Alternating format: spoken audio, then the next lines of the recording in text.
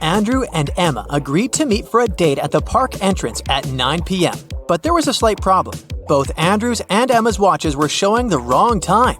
Andrew's watch was 3 minutes behind, but he thought it was 2 minutes ahead. Emma's watch, on the other hand, was 2 minutes ahead, but she thought it was 3 minutes behind. Which of them do you think will be late for the date?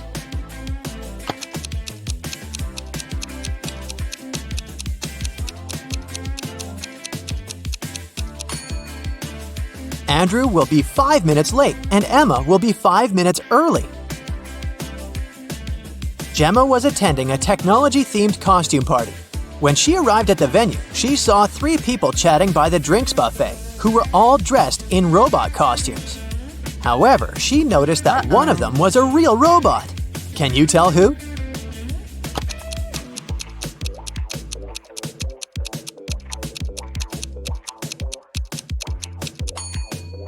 Everyone is holding drinks in their hands, but take a look at the second guy. His glass is empty, but he's still pretending to drink something from it.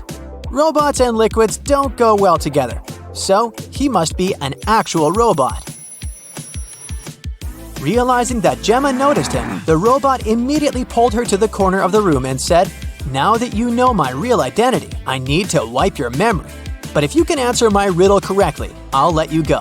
I have keys, but open no locks. I have space, but no room. You can enter, but you can't go inside. What am I?"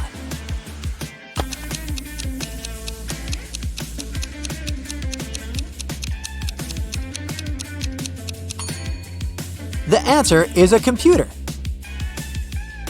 Janice, Candace, and Demeter were 3 witches who cared a lot about looking young and beautiful, but one of them was actually 100 years old. Can you tell me who?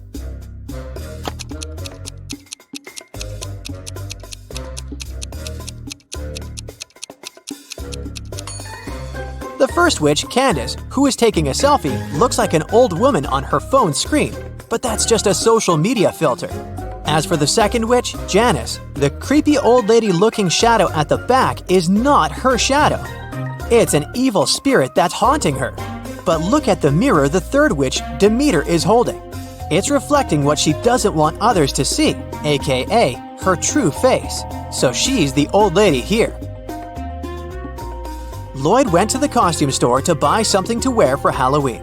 Once he selected a costume for himself, he headed to the fitting rooms to try it, but all 3 of them were occupied.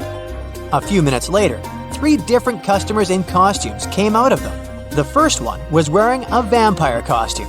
The second was wearing a werewolf costume, and the third one was wearing a zombie costume.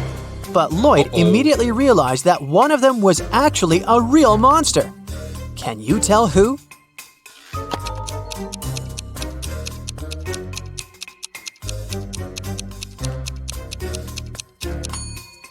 Take a look at the mirrors in front of the fitting rooms. The customer in the vampire's costume doesn't have a reflection. That can only mean he is a real vampire. Sir Ridley Stormrider was a knight searching for his one true love. He traveled to the kingdom of Veridonia after hearing rumors that there was a magical mirror there, which revealed the location of the heart's desire to those who looked into it. But there was a catch. It would only reveal it to you if you knew the answer to the riddle that was engraved on it. I'm often running, but I never get tired. What am I? Can you help Sir Ridley Stormrider find love?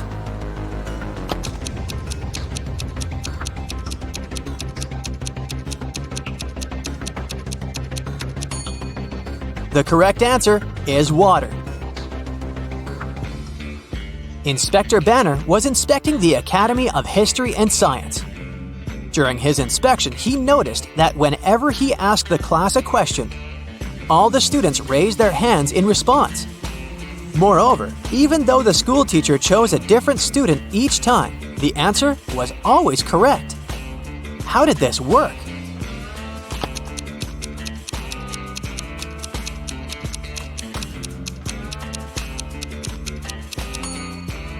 The teacher had prearranged with the students that they would be called upon to answer regardless of whether they knew the answer or not. But those who knew the answer should raise their right hand, and those who did not know should raise their left hand. The teacher chose a different student each time. but always the one who raised his right hand. Amy had one last test to pass before she graduated. Her professor asked her only one question during the exam, which was this: you have 2 candle wicks. Each wick, lit from the end, burns completely to the ground in exactly 1 hour, but it burns at an uneven rate. How can you use these wicks and a lighter to measure 45 minutes? Can you help Amy graduate?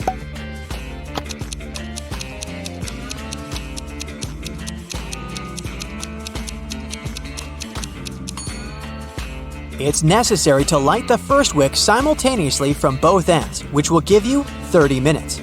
Simultaneously with the first wick, you light the second wick from the end, and when the first wick burns out after 30 minutes, you light the second wick from the other end, which will give you the remaining 15 minutes.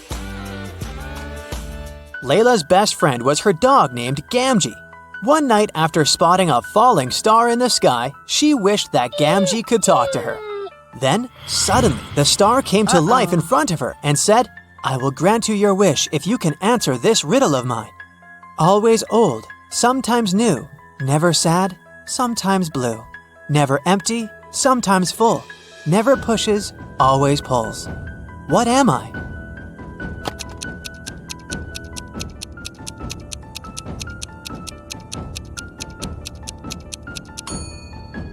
The answer is the moon.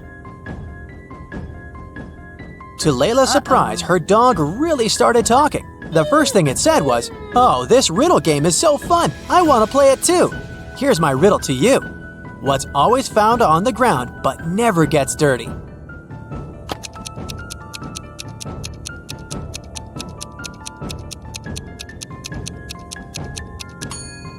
It's a shadow. Jamie was standing at the edge of a circular lake. The lake was 200 feet in diameter, and there was a small island directly in the middle. There was a large tree next to him and a large tree in the middle of the island. Jamie needed to get to the island in the middle of the lake, but he didn't know how to swim. He only had a little over 200 feet of rope. How can he use that to get there?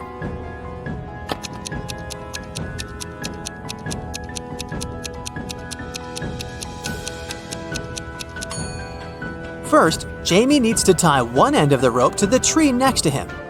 Then, while he's holding the other end of the rope, he should walk all the way around the lake. This will wrap the rope around the tree in the center. When he returns to his starting point, he needs to tie the end of the rope he's holding to the large tree again. He can now use this rope bridge to hold on to and cross the lake to the island. Cedric was a brilliant scientist. One day, suddenly a small portal appeared in his lap, and a little device with a letter attached to it fell on his head right before the portal closed. The letter said, "From future Cedric to past Cedric. One of my experiments accidentally caused chaos to be unleashed on Earth. That is why I have to prevent you from conducting this experiment in the first place. You will find the details inside the box, but you can only open it if you know the answer to this riddle. What occurs once in a minute, twice in a moment, and never in 1,000 years? Can you help Cedric save the future world?"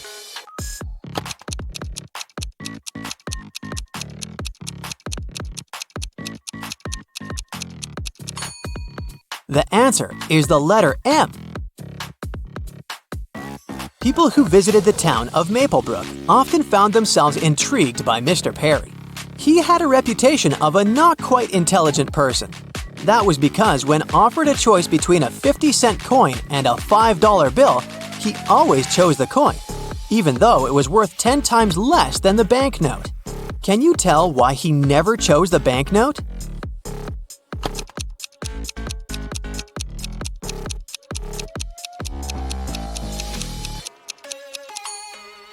Well, he was not so foolish after all. You see, he realized that as long as he chose the 50-cent coin, people would offer him money to choose from, and if he chose the $5 bill, the offers of money would stop, and he would get nothing.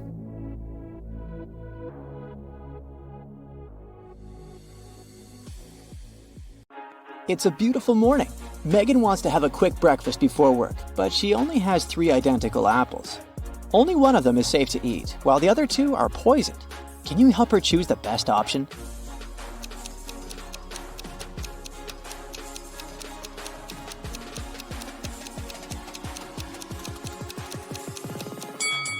The second apple has a caterpillar in it, which means that there's no poison in the fruit, so it's safe to eat. Megan is riding her motorbike to work as usual. She drives around the same corner at a certain speed every day, regardless of whether it's rainy or sunny. However, if it's cloudy but not rainy, Megan usually goes faster. Why?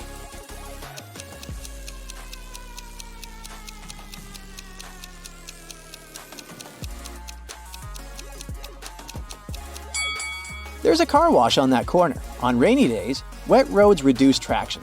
On sunny days, water from the car wash makes the road wet and causes the same effect. But if the weather forecast says there's a chance of rain, the car wash gets few clients and thus the road stays dry. That's why Megan passes the area faster. Megan is sitting in her office. Suddenly, a delivery guy enters the room holding a cardboard box.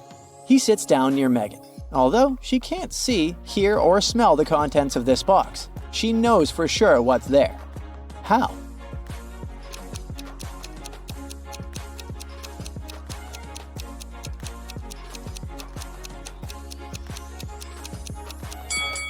Megan is allergic to cats. She began to experience the symptoms of her allergy.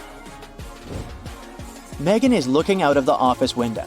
She sees a pile of pebbles, a carrot, and a pipe laying together in the middle of a garden. Any idea what happened here?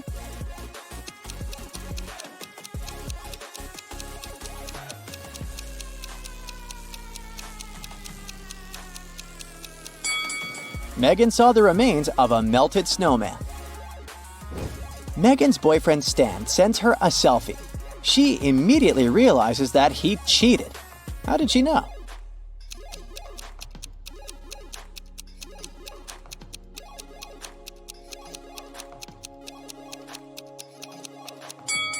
Take a look at the background. There's someone's lipstick on the dresser. The lipstick probably doesn't belong to Megan. That's why she suspects that another woman has been visiting Stan's apartment. Megan goes to the office kitchen and finds two identical lunchboxes in the fridge. Can you find 3 differences between them?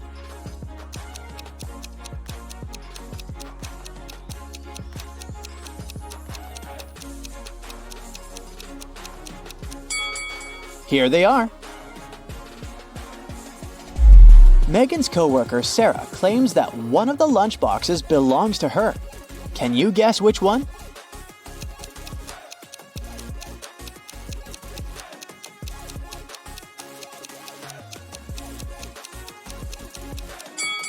The lid of the first lunchbox has a nail polish scratch on it.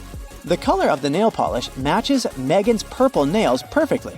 Therefore, the second box must belong to Sarah. Megan's task is to find a rental beach house for her boss. She finds 3 available options. Can you help Megan choose the best one?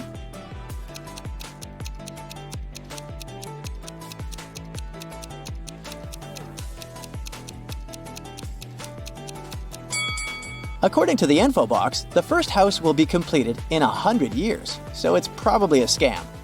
The second house should have 4 floors, but it only has 2 according to the picture. Therefore, Megan should pick the third option. After work, Megan goes to a hairdresser. A group of clients is waiting in the lobby, but it's not that simple. One of them is not from this planet. Can you guess who?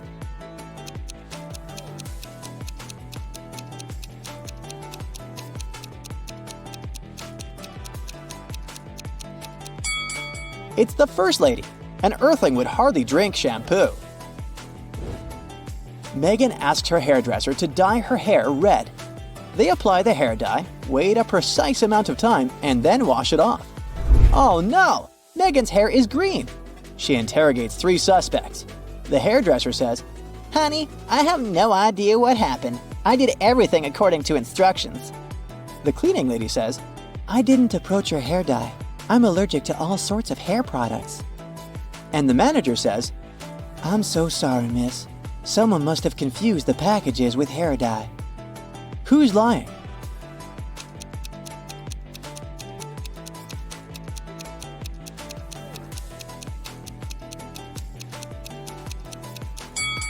The cleaning lady. She would hardly be able to work in a beauty salon if she really had allergies to all sorts of hair products.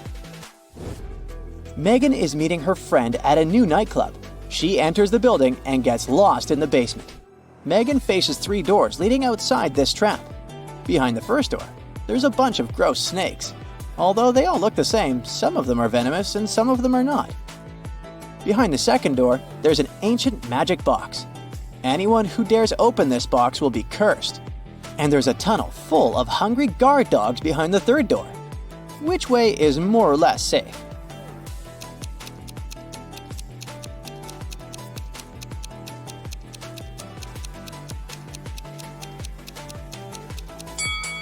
Megan should choose the second option.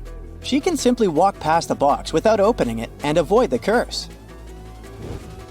Luckily, Megan manages to escape and finds the nightclub. The guard at the entrance demands a password. Megan forgot it. She only remembers that it's a 6-number combination. Can you help her crack the code?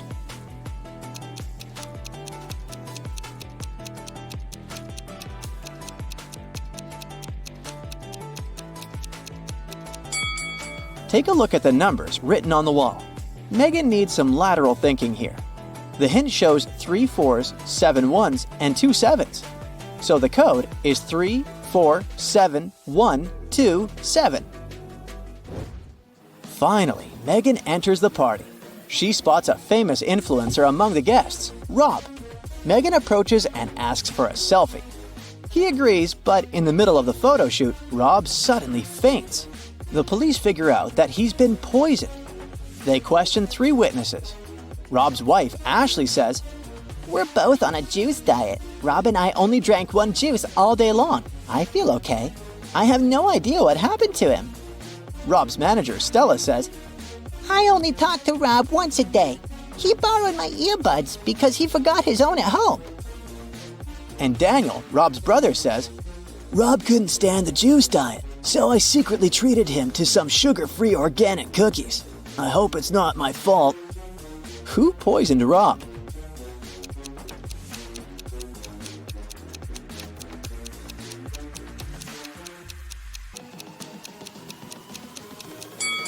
Stella. There's a bottle of ear poison inside her pocket. She put it on the earbuds. Finally, Megan arrives home. Oh no! Someone stole her favorite antique vase. She calls the police and they question 3 neighbors. Mia says, "I was out of town. I just returned an hour ago and I was so tired after a long drive that I immediately went to bed." Tyler says, "I was getting ready to paint my house, but it didn't seem the rain would stop soon. So I went to the movies instead." Anna says, "My sister got sick. That's why I was busy looking after my little nephew." Who's lying?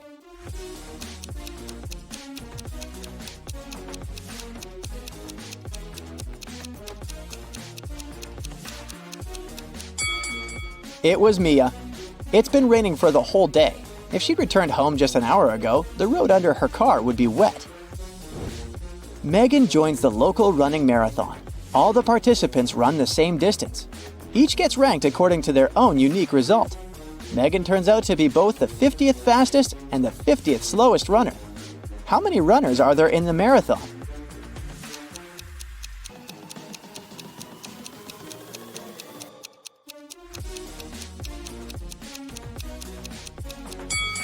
Even though 100 sounds like a clear-cut answer, it's actually 99. Megan is the 50th in the sequence from 1 to 50 of the fastest runners. If she's the 50th slowest, there has to be 99 runners ranked from 50 to 99. Megan is visiting the world's tallest skyscraper. It took 7 years to build it. Every year, the builders managed to double its height. How many years did it take the skyscraper to reach half its maximum height?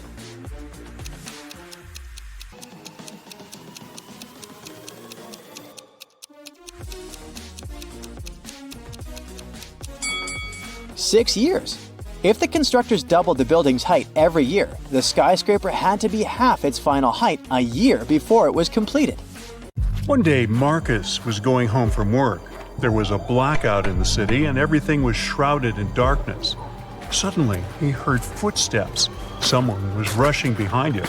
He started to turn around to check, and that's when the world around him went totally black. Marcus came to his senses in a basement, dimly lit by several candles. There were 3 doors before him. Behind the first door, hungry zombies were waiting for their next meal. Behind the second door, a fire was raging. And the third door hid a mess of bare electric wires. Now, you're the only one who can save Marcus. Write in the comments which door he should choose right away.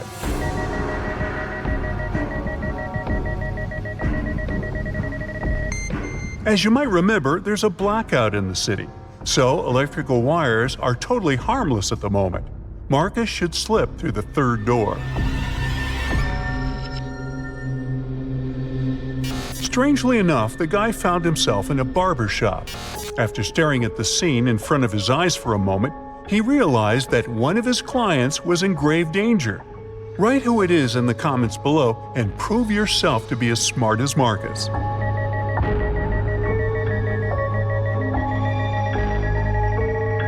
Marcus spotted that the red-haired hairdresser had mistaken a bug spray for a hairspray. But once he opened his mouth to warn the client, the entire room vanished into thin air. It was just a hologram. Was someone playing with Marcus? The guy went further. At one point, he turned around the corner and a freezing gust of wind hit him in the face. Marcus was outside and it was winter all around. Behind his back, there was no building, just snowdrifts and dark trees. The man could only move straight ahead. There were 3 paths ahead of him, but the one on the left led through the den of hungry wolves.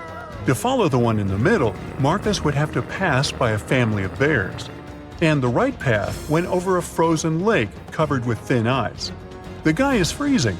Help him in the comments as fast as you can.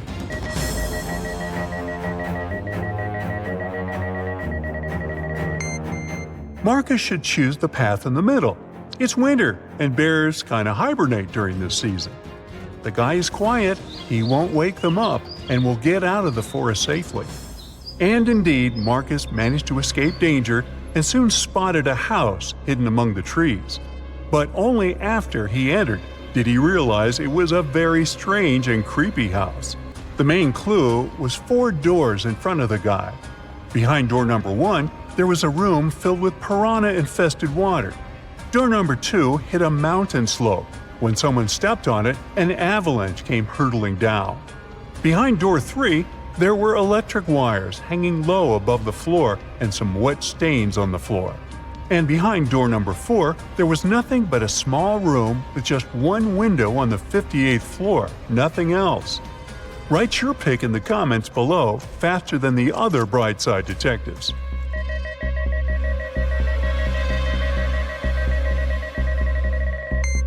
Marcus should walk through door 3. Since the wires don't actually touch the floor, the guy will be able to bend and crawl to the other exit. Unfortunately, whoever was testing Marcus's survival skills didn't want to make life easy for the guy. The door leading out of the room was locked and had 4 keyholes. There were also 4 keys hanging on the wall next to it. If Marcus wanted to get out of the room, he had to match the keyholes and the keys. If you can help him crack this tough task, comment "I can" below the video.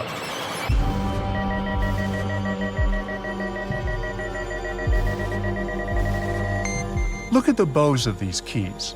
They all have openings with different numbers of edges. And the trick here is that the number of edges should meet the code number under each keyhole. Marcus was finally out of that scary room, but his adventures were far from over.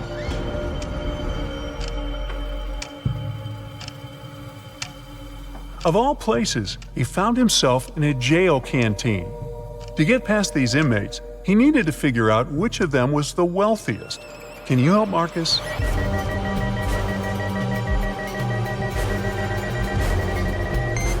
The man on the left is a chef. That's why he has a special meal. The guy in the middle has some gold jewelry, but it's unlikely it can help him a lot in jail. As for the man on the right, he has a smartphone hidden in his pocket. And in prison, such a gadget means the ability to communicate with the outside world. So he must be the most influential and richest among them. But if you disagree, Write your opinion in the comments. Poor Marcus. To get out of the jail canteen, he needed to choose the safest exit, but all of them seemed equally terrifying. The first one led to the den of a horrible dragon, the second to a room filled with boiling lava. And to get to the third room, Marcus would have to sneak through flesh-cutting laser beams. Well, that's a tough choice. Tell Marcus in the comments which way he should pick.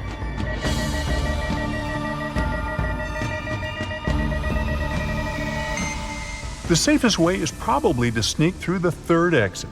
It's not going to be a walk in the park, but at least those laser beams are not moving. The next place Marcus found himself was in a battle area. Apparently, that mysterious force that was playing with him had notched the game. 3 creatures were waiting for the guy, and he needed to fight one of them to survive. The first monster had the head of a rattlesnake and the body of a giant ferret. The second one had the body of a gorilla and the head of an alligator. And the third creature had the face and body of a great white shark and the tail and claws of a bear. Which monster should Marcus choose? Share your wisdom in the comments.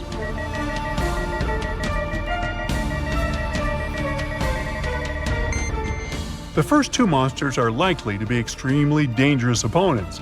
Imagine how agile and venomous the snake ferret might be. And the gorilla gator is certainly too strong for Marcus to defeat. As for the shark bear, well, since sharks have gills and can't breathe on land, the guy will just need to wait a bit, and this opponent will get out of his way on his own. Once everything was over, Marcus was transported to a dimly lit room. A bizarre-looking family was in front of him.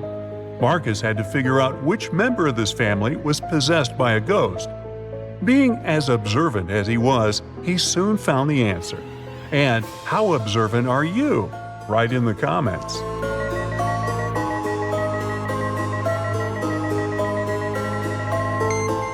Admittedly, this woman looks kind of scared, but she's not possessed. She's choked on some food and can't breathe. The man is wearing dark glasses, even though he's indoors. Suspicious. But he's blind. Do you see that white cane the blind use next to him? The granny is the one who is possessed. There's a trace of ectoplasm that goes through the whole room towards her. After successfully cracking the riddle, Marcus found himself in a jungle. After wandering for hours, he came to a place where the path split into 3 smaller trails. The first one led to an active volcano with red-hot lava bubbling in its crater. If Marcus chose the second path, he would get to a clearing swarming with venomous bats. And the third path ended in a swamp, swallowing everything and everybody that got there. If you know where the guy should go, tell him in the comments, please.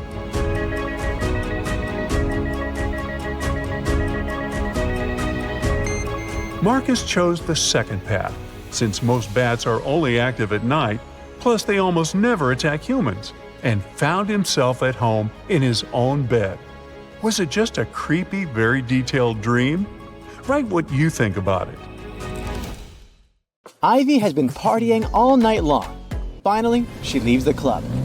Ivy wants to call a taxi, but her phone isn't working. 3 people are eager to give her a ride. Can you spot which drivers are dangerous? If you nailed it, please share your answer in the comments.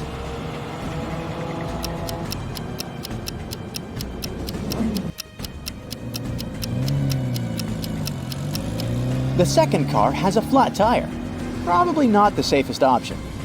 The third car is fine, but the driver is hiding an axe in his pocket. So, Ivy should definitely choose the first car. Unluckily, Ivy picks the wrong driver. She falls asleep on the way and wakes up in the city's service tunnels. Ivy wanders around for a while and finds 3 tunnels leading outside. But they're not safe. A hungry alligator is waiting in the first one. The second tunnel is filled with acid that can dissolve Ivy's body in a few seconds. And there's a deep pit covered with sharp rocks in the third tunnel. Which tunnel should she choose to survive? Let us know in the comments.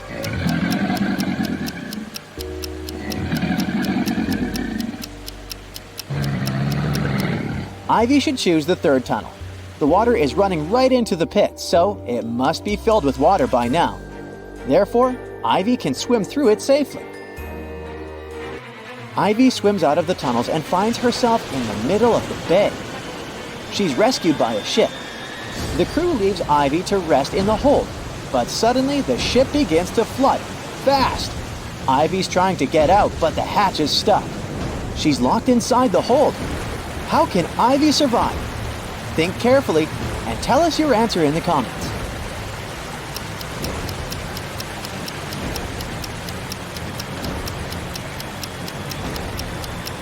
She's got to hold her breath and wait until the hold is filled up with water. When the pressure is even, she'll be able to open the hatch. Ivy escapes, jumps onto a lifeboat, and arrives on an island.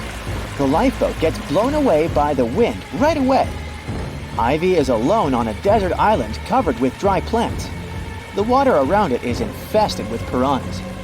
Suddenly, a fierce fire breaks out, and the winds are blowing her away. Ivy can't touch the water in any way. How can she survive the fire? Be sure to share your thoughts in the comments.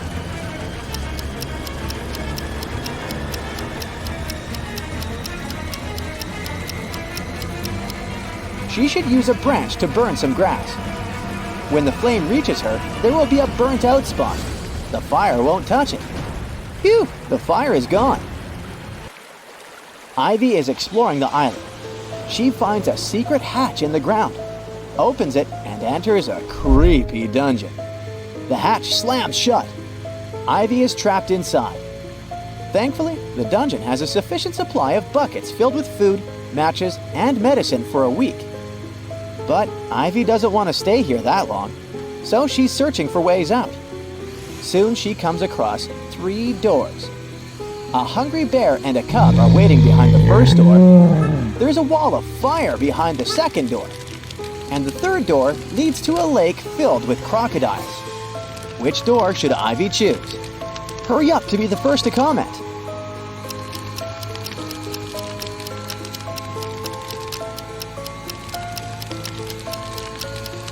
The bear will try to protect its cub. Crocs are a bad idea too, but Ivy can distract them with food and then use the lake water and the bucket to fight the fire. So she should choose the second door. Ivy gets out of the dungeon. Suddenly, she sees a helicopter in the sky. The island is still covered with dry, burnt plants. Can you help Ivy find a way to make the pilot notice her?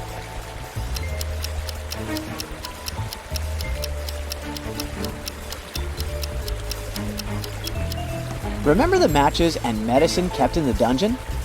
Ivy should use them to make a fire in the bucket to send a signal to the pilot. But if you come up with an alternative answer, be sure to let us know in the comments. The helicopter pilot, whose name is Andy, takes Ivy off the island. They're flying towards the mainland, but unfortunately the engine breaks down on the way. Andy has to land the helicopter as soon as possible. There are 3 options: a snowy mountain peak, an island inhabited by monsters who eat all strangers, and the foot of an ancient volcano.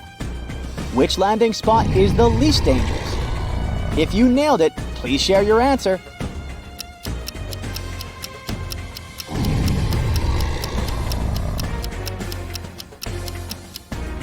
Monsters are a bad idea. This volcano is about to erupt, so it's not safe to land here as well. But take a closer look at the mountain. It's located near a city, so this option is the safest. Andy and Ivy land on a mountain peak.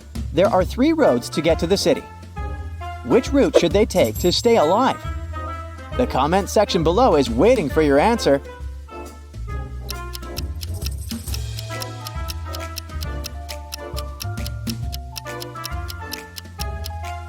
Only the second route leads to the city. On the way, Andy and Ivy get very hungry.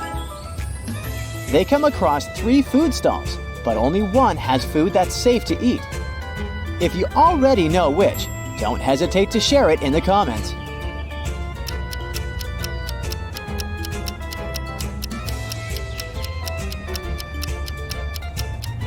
The first chef doesn't wear any gloves and his hands are really dirty. No thanks. And the third kiosk is located right next to a toxic waste bin. So the second option is the best. Ivy finally made it home. The next day, she sends Andy this photo, and a day later, this one. How did she survive? Give this video a thumbs up if you already know the answer.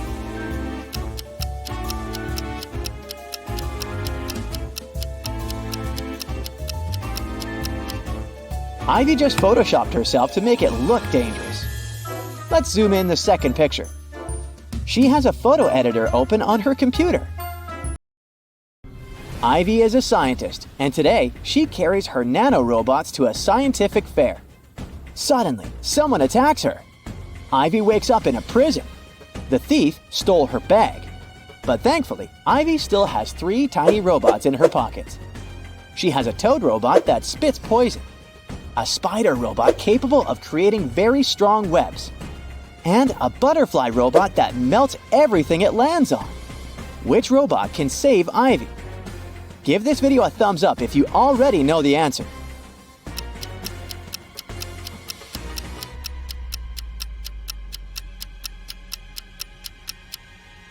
The butterfly can melt the bars. The bars are gone.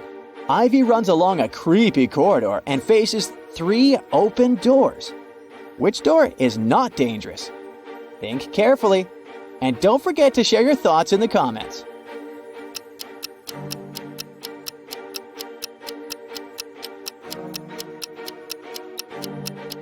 The first lady is a werewolf, and the third lady isn't human. Take a look at her eyes. So only the second door is safe. This leg behind the curtain is just a kitten. Ivy passes through the door and continues her runaway. She faces a guard in front of the exit. He says, "If you solve my equation, I'll let you go. But if you fail, you'll stay in this jail forever. Add 1 line to make this equation true. You can't cross out the equal sign." Can you help Ivy escape? Think carefully and feel free to leave your answer in the comments.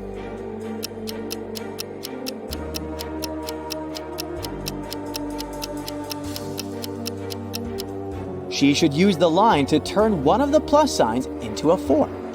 This way, we'll get 545 plus 5 plus 5, which equals 555.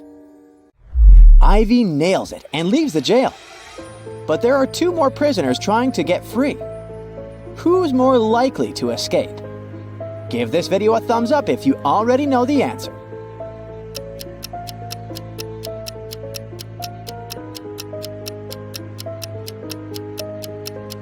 Digging through toxic waste seems like a very dangerous idea.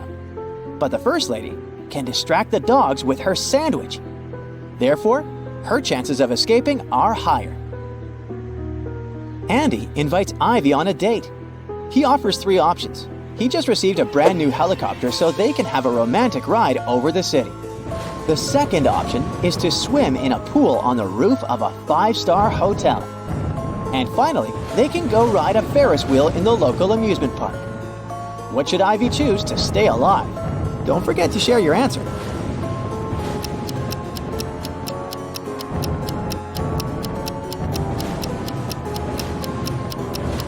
All 3 options are risky. Take a look at the sky. There's lightning. It's forbidden to fly a helicopter into a thunderstorm. The Ferris wheel can be hit by lightning too.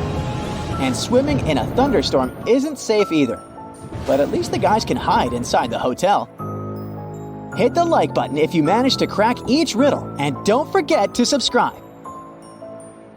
It's Lucy's birthday today. She ordered a cake. But unfortunately, the delivery guy brought the wrong one. Lucy goes to the pastry shop herself and asks to replace the cake. There are 3 cakes left in the fridge. Can you find the correct one?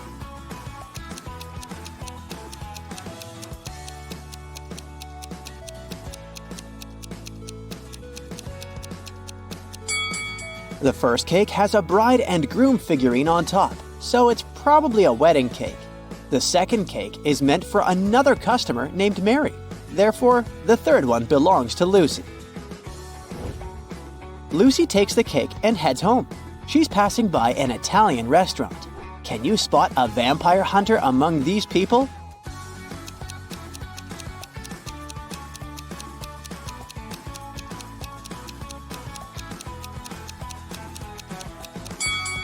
It's this chef with a garlic necklace. Finally, Lucy returns home. Some of her guests are already here. Her sister Stella, her college friend Anna, and her colleague Jessica. Lucy asks them to iron her new party dress and rushes to the shower to freshen up. Then she returns to the guests. The dress is perfectly ironed, but there's a huge blue stain on it. Can you figure out who put the stain on her dress?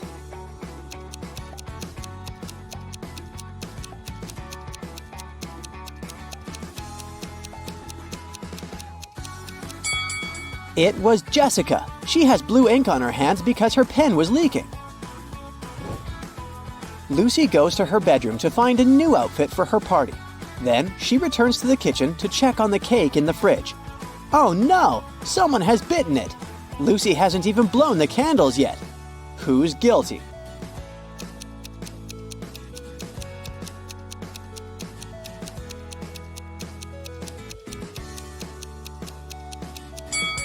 Take a look at the crime scene.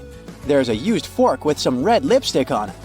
Anna is the only one who's wearing red lipstick. The mystery is solved. Lucy gives Anna a postcard with the following text. Can you decode this rebus?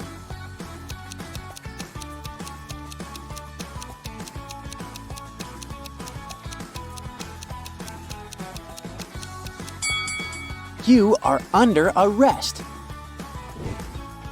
It's time to unwrap the gifts. Lucy's guests say, you have to crack our riddles to get the gifts. Riddle 1. I get shorter the more I'm used, but I'm not a pencil. I'm made of wax, but I'm not a crayon. I can help you see in the dark, but I'm not a flashlight. I'm often found on a birthday cake, but I'm not icing. What am I?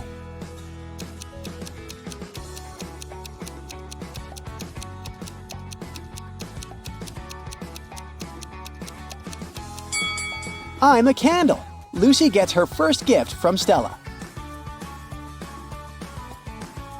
The guys go ahead and invite Lucy to crack the next riddle. I can pop, but I'm not popcorn. Sometimes I have a string attached, but I'm not a kite. Sometimes I float, but I'm not a swimmer. I'm seen at birthday parties, but I'm not a candle. What am I?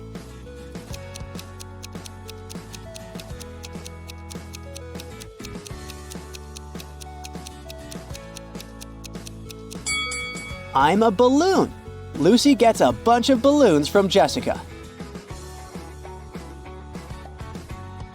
To get the third gift, Lucy needs to solve the following riddle. I bake, I rest, I come in different shapes, and I sometimes live with a flame on top of my head. What am I?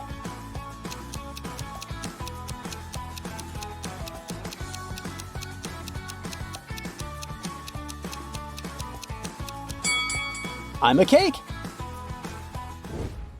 Suddenly, someone rings the doorbell. Lucy opens the door and sees 3 people in carnival masks. 2 of them are late guests of Lucy, but one of them is an imposter.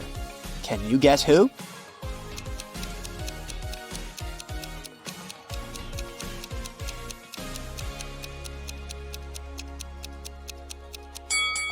It's the person in the middle. He doesn't have any feet, and he's floating in the air.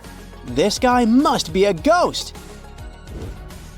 Lucy returns to the kitchen. Oh no! Someone popped the balloons. Let's have a look around. Jessica is trying to get rid of a stain on her clothes. Stella is lighting a candle, and Anna is finishing her pizza sitting right next to the balloons. Who's guilty?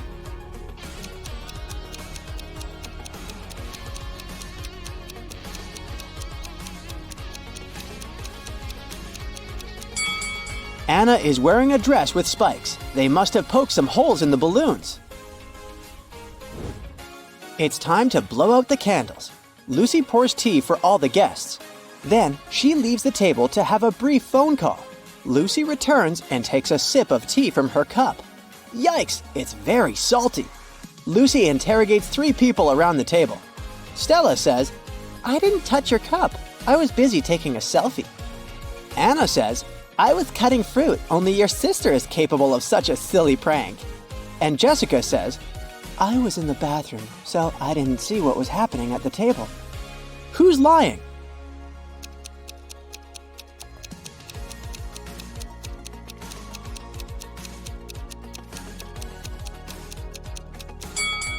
Anna, look! She's hiding the salt shaker in her dress. Anna admits that she was trying to destroy the party. She's turning 22 today, but everyone forgot about her birthday. Lucy wants to make amends. Take a look around and try to find a possible gift for Anna.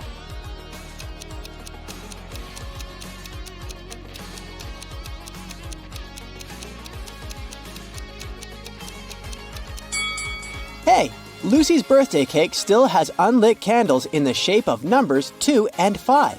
Lucy can turn the 5 upside down, make the candles look like 22, and present them to Anna. Luckily, Anna forgives Lucy. Some of the guests start dancing. Suddenly, the light goes off for a second and then comes back on. Stella screams, "Someone stole one of my diamond earrings!" She questions 3 suspects. Lucy's boyfriend, Bill, says, "I was trying to film a TikTok dance when the lights went out." Anna says, "I'm afraid of the dark, so I just landed on the sofa." Lucy's coworker, Oliver, says, "I wanted to ask Stella to dance, but suddenly it became dark, so I just froze." Who stole the earring?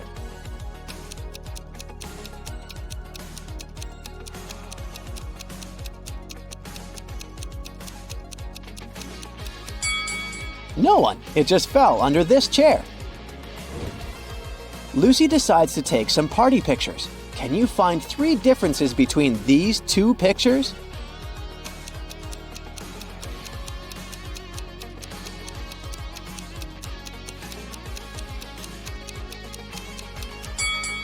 Here they are.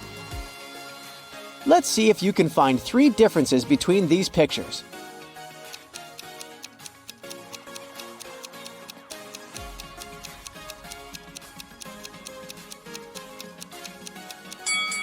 Over here.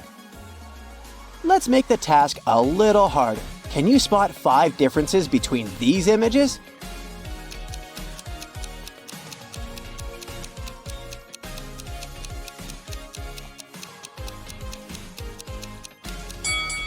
Here they are. Bill is an artist. He gives Lucy his painting as a birthday gift. What's wrong here?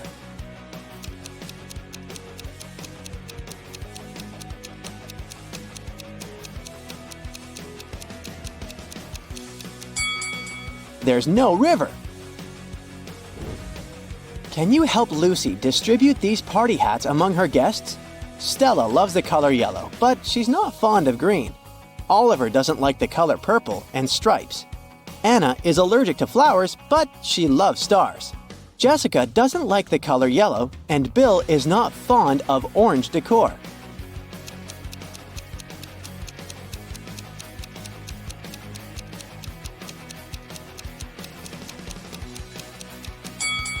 The first hat is for Jessica, and the second one is for Stella.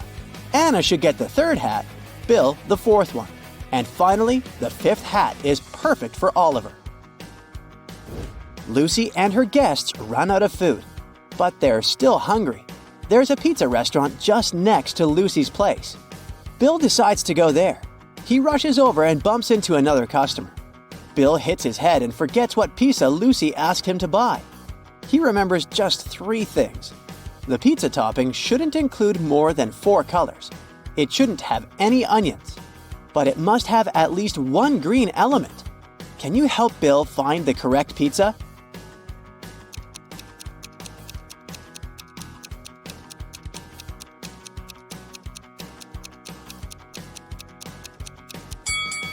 Four cheese pizza and margarita don't have any greenish elements, so we can exclude them. Mushroom pizza does have green olives, but it also has onions, as well as pineapple and jalapeno pizza. Goodbye! Only pepperoni pizza is in line with the assignment. Suddenly, Lucy hears someone ringing on the door. She opens and faces 2 dudes. They introduce themselves briefly. Peter says, "I'm the nephew of your next-door neighbor, Glenda. She sent me here to borrow a cup of sugar from Lucy." And Rick says, "I'm a delivery guy. Here's a birthday gift." Can you guess who the prankster is?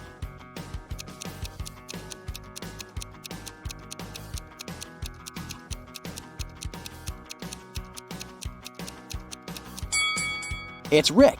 He doesn't know Lucy's name, which is weird for a delivery guy. I wouldn't risk opening this box. Lucy exposes Rick and returns to the kitchen. She discovers that someone has broken her favorite vase. Lucy interrogates 3 suspects. Bill says, "I was in the bathroom. I just returned and noticed the broken vase." Stella says, "I put roses in this vase about an hour ago, and I haven't approached it since." And Jessica says, "I was dancing in the living room. About 5 minutes ago, I heard the sound of breaking glass from the kitchen." Who's lying?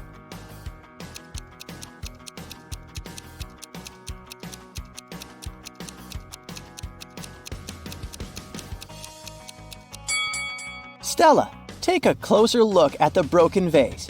No roses, only daisies. Get ready to decipher the enigma. 3 women gathered at a table in a popular cafe. Their appearances seemed to reveal their financial status. 2 of them looked wealthy, while 1 woman didn't seem to be as well off. Look at these ladies very attentively and write in the comments which of them is not actually rich. The answer might not be as obvious as it seems.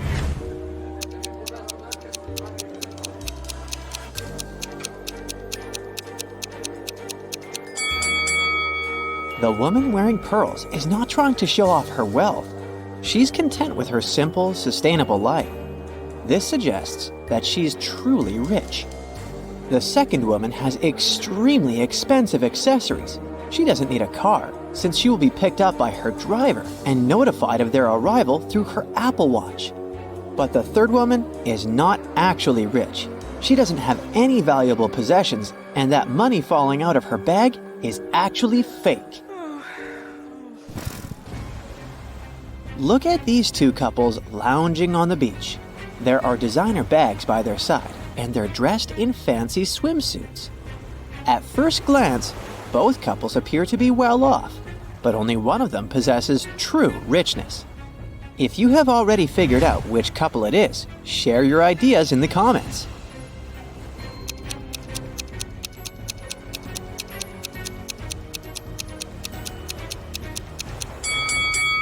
The couple on the left have some fake items. If you look at them attentively, you'll notice that the logos are written incorrectly. They're also pale. Can it be because they have to work all the time and go on vacation just once a year? As for the couple on the right, their seemingly simpler yet well-maintained belongings suggest that they value quality over extravagance. And their worn luggage speaks of their many trips. Plus, they have tanned skin, which means that they can vacation much more often.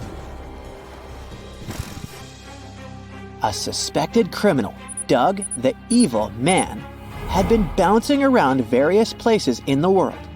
Interpol had been trailing him, expecting to catch him with large amounts of unaccountable cash.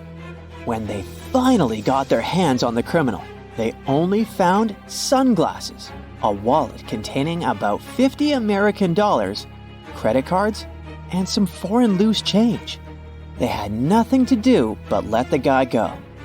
In reality, though, Man managed to sneak a fortune right before the authorities' eyes.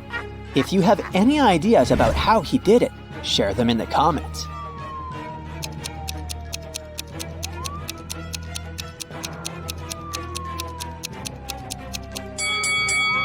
These foreign coins were actually extremely rare and incredibly expensive ancient coins.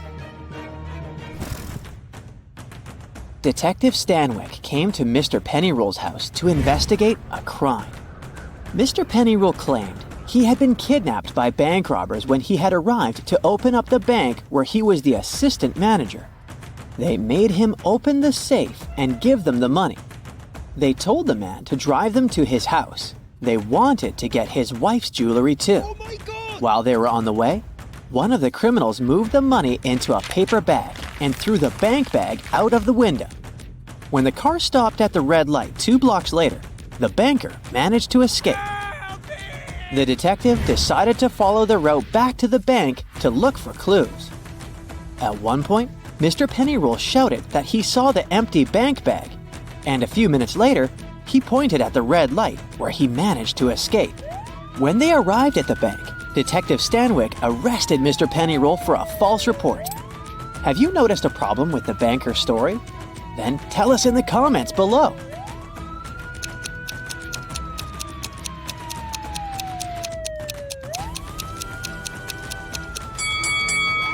While heading back to the bank, they should not have reached the money bag before they reached the corner where Mr. Pennyroll jumped out of the car. He supposedly did that after the criminal had tossed the bag out. If this story was true, the detective and banker would have passed the corner first and the money bag next on the way back to the bank. Now, there's a truly mysterious case for you. Chelsea walked up to a parked taxi, handed the taxi driver a $20 note, and walked away. Here are the things you need to know. She's not very good with directions. $20 is too big of a tip for giving directions. The girl also has a car of her own, and it's not broken.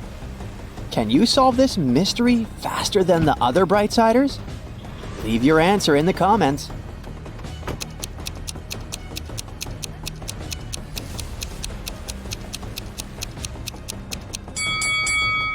Chelsea was lost and paid the taxi driver to take her to her destination. She followed him in her own car. Look at this picture very attentively. Can you spot a thief and explain your choice in the comments below the video?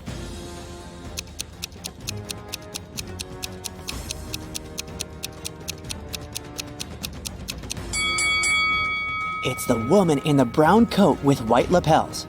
She stands out among the crowd, as everyone else is either wearing sleeveless or short-sleeved outfits.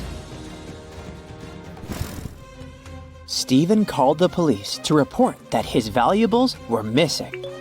When the police arrived, the man told them he had gone on a camping trip alone. He just got there and set up his tent when it started raining heavily. He hurried to get some dry firewood and left his bag with his wallet and all the documents inside the tent. When he came back, everything was gone. The police officers didn't believe Stephen and fined him for making a false call. Have you figured out how they understood that the man was lying? Tell us in the comments.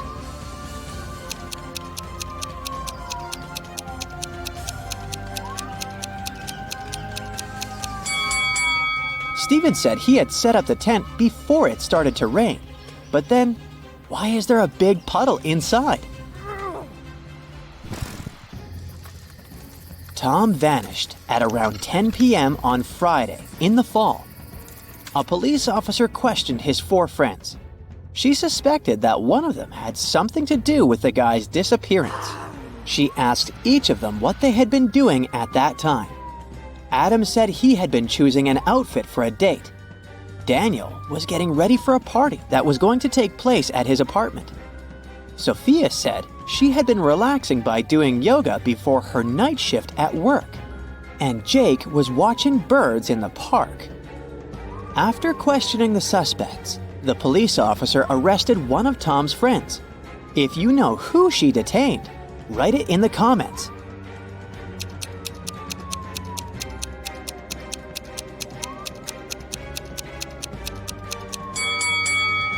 It was Jake. At 10 p.m. in the fall, it's too dark to see birds outside. Police officer James was called into a small hotel to investigate a mysterious jewelry disappearance. Emily had checked in the night before and put all her expensive diamonds in her hotel room safe. After she came back from lunch the next day, the jewelry was gone. James had 3 suspects. The receptionist said she had been out on her lunch break.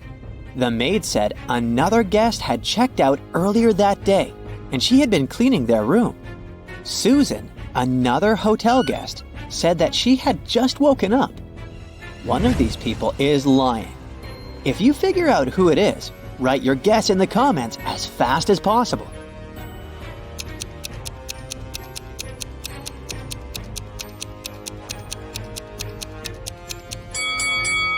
It's Susan. She said she had just woken up, but look at her bed. The maid had already made it. Joan came home one evening and discovered that someone had robbed her house. When the police arrived, they went to question the neighbors. Victoria said that she had been visiting her friend who lived 2 blocks away. She came home a couple of minutes ago. Peter said that he had been ill. He only made a short trip to the pharmacy and stayed in bed after that. Nathan said that he and his wife had been preparing for a barbecue party with their friends. But it started raining heavily, and they had to cancel their plans. Help the police and write the name of the thief in the comments below.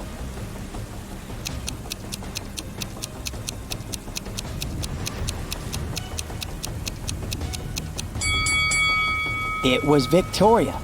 It was raining, and she said she had just come home. But look! Her hair, clothes, and the umbrella, which is standing near the door, are absolutely dry. Tyler was going to his friend's place in the evening when a stranger in a black mask captured him. The next thing the guy knew, he was in a large room, locked in a cage. There were 3 levers in the wall next to the cage. If he pulled the first lever, he would let hungry lions into the cage. The second lever would flood the cage with water. And the third lever would activate a special mechanism that would make the top of the cage move down towards the bottom, crushing everyone and everything inside. Which lever should Tyler pull to survive? Share your choice in the comments.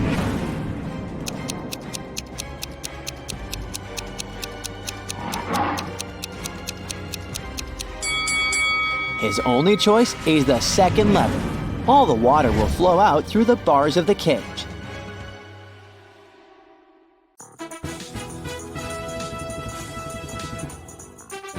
Bobby was invited to take part in a famous game show.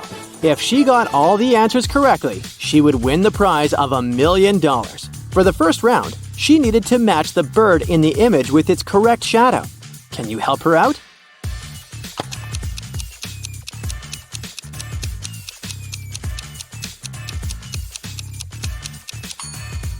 Yep, it's the 5th shadow. That's the correct one. For the second round, she needed to solve this rebus puzzle. Take a look at the image. Can you help Bobby figure out the next 2 letters?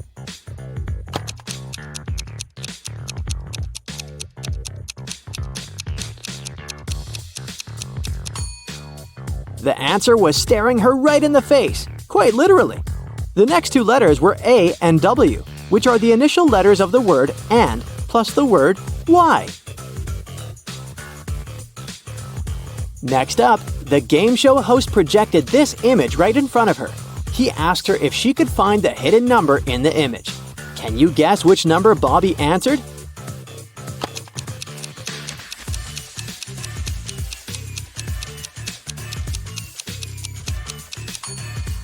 Number 2. It was hidden right there in the middle. Since Bobby was getting everything right, the game show presenter decided to make the riddles more difficult. He asked her how many circles were in this image. Can you help her out here?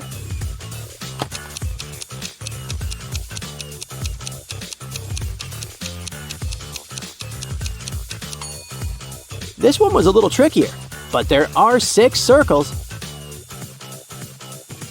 Bobby was getting closer to the final round, so the host decided to make her life a bit more difficult. He picked a riddle that 90% of the people failed to know the answer to. Take a look at this image. The host asked Bobby to cut the main object in the image into 4 equal parts. How could Bobby do that?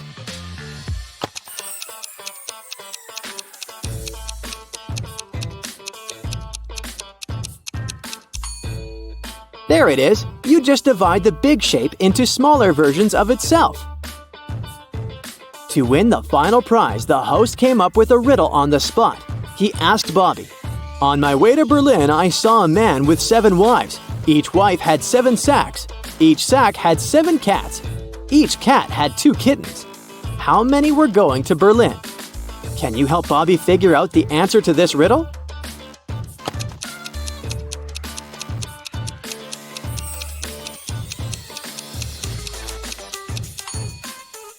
Well, only one person was going to Berlin, the person who saw the whole thing. Way to go, Bobby. You just won $1 million. Dan opened a time portal and set free a group of mutant ants inside his lab. The 4 humans left in the lab needed to escape before the ants caught up. To do so, they needed to cross an old rope bridge hanging on top of a massive gorge. By Dan's calculations, the ants would catch up with the lab team in 17 minutes. They needed to get everyone across the bridge before that. Dan was the fastest one in the group. He could cross the bridge in 1 minute. The lab assistant, Becky, could cross it in 2, but the janitor and the professor were slower. The first needed 5 minutes and the second needed 10. How could they arrive at the other side safely, knowing that the bridge could only hold 2 people at a time and each group needed to carry the sole lantern left to illuminate the way?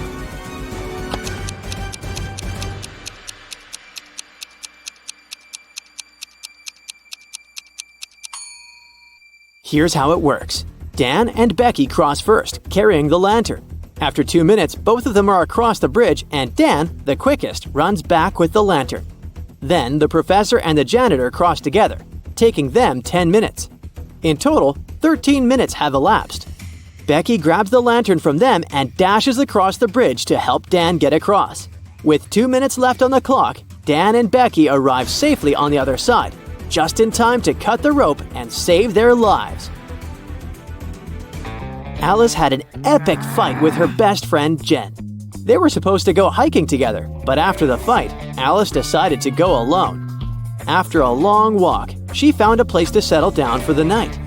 She made all the provisions to have a safe camping night, but the next morning when she woke up, she saw that her food bag was empty. Someone had stolen all the food inside and only left the bag. Take a look at the image. Can you find out who the culprit was?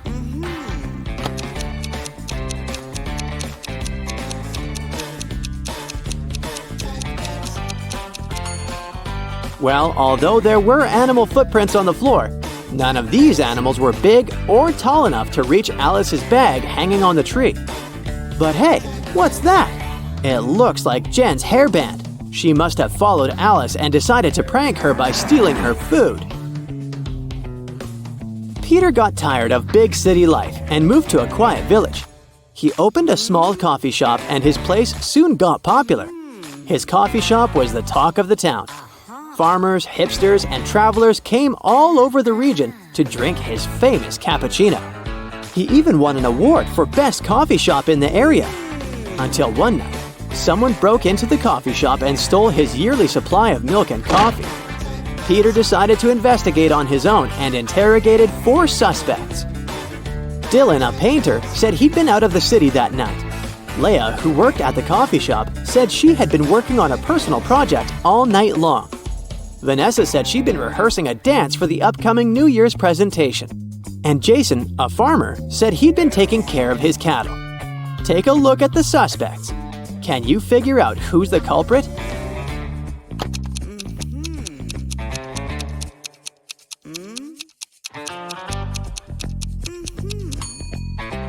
They sure didn't have the best alibis, but the culprit is definitely Vanessa. She said she was rehearsing for a New Year's show. But take a look at these flowers. It's clearly spring. For a school challenge, 100 students received a number between 1 and 100. Each student was instructed to go inside a classroom that had exactly 100 boxes, randomly numbered between 1 and 100. Inside each box there was a slip of paper, also containing a random number between 1 and 100. Now, each student needed to enter the classroom on their own and find the box that contained the slip of paper with the student's number on it. But to do so, the student was only allowed to open a maximum of 50 boxes. They were instructed to leave the room exactly as they found it, and they weren't allowed to communicate with any other students once they'd left the room. If all the students were able to find their numbers in the slips of papers inside the boxes, they would each win $100. But if even one of them wasn't able to find their number, then none of them would win the prize. Can you figure out what's the best strategy for all the students to find their numbers and win the prize?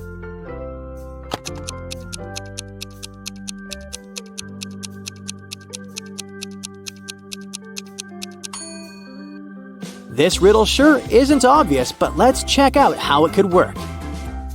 If each student searched for their numbers randomly, they would each have a 50% chance of finding the box with their number inside.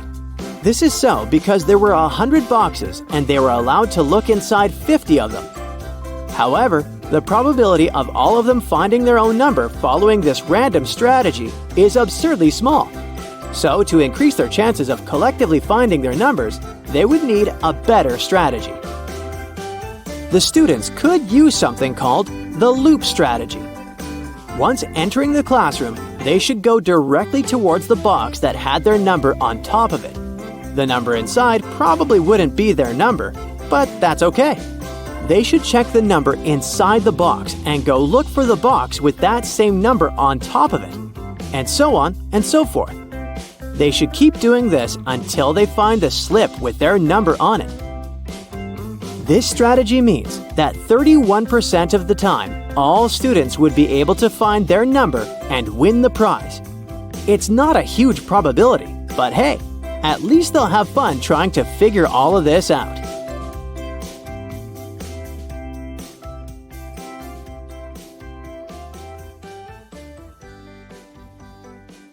Take a look at these 3 teachers in the school canteen. One of them is a vampire. Can you guess who it is?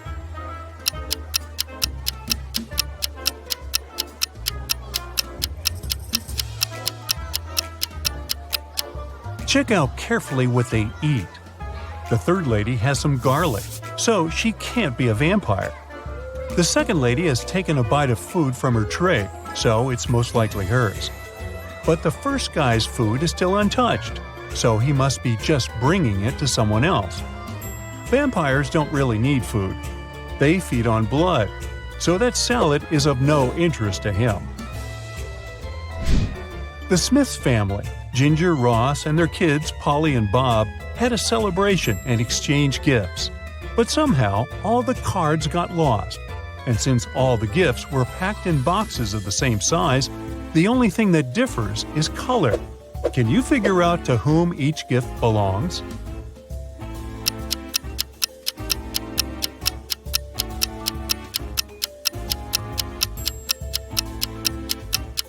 Ginger, the mother, must get the gifts in green wrapping paper because her name starts with a G.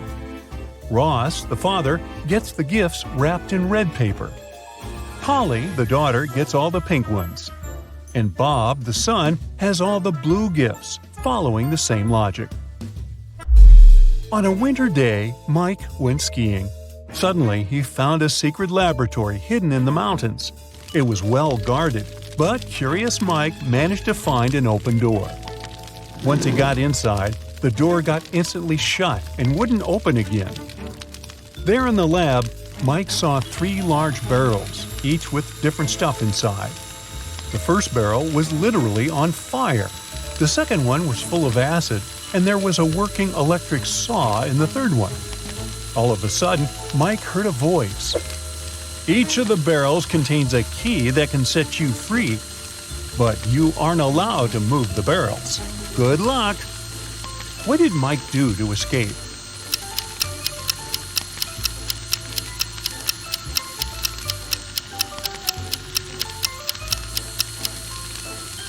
Hey, it seems like this lab wasn't well heated. There were a bunch of icicles on the ceiling, so he grabbed them and threw them into the burning barrel. They melted and extinguished the fire, allowing him to grab the key. Lame Horse is the most popular club in town, and lots of people hope to get inside. However, security guards are pretty strict, and all visitors must comply with a set of requirements issued by the club management. Visitors must be over 25. They must wear a total black look, and their name cannot start with an A. Now, look at these 3 people waiting at the entrance, who cannot be let in.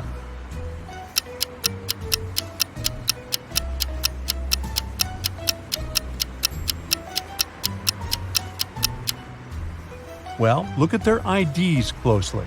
We have Ivory, who's 27. She's also dressed according to the rules. Now, here's James. He's 24, and he's wearing a red t-shirt. Out. The last person is Dylan. He's got a total black look, and it seems like he's 30. But his ID is surely fake. How can someone be born on February 31st? So, only Ivory can enter the club. Josh wanted to surprise his girlfriend and buy her a present of her dreams. But he wanted to make it a surprise, so he couldn't ask her what exactly she wanted.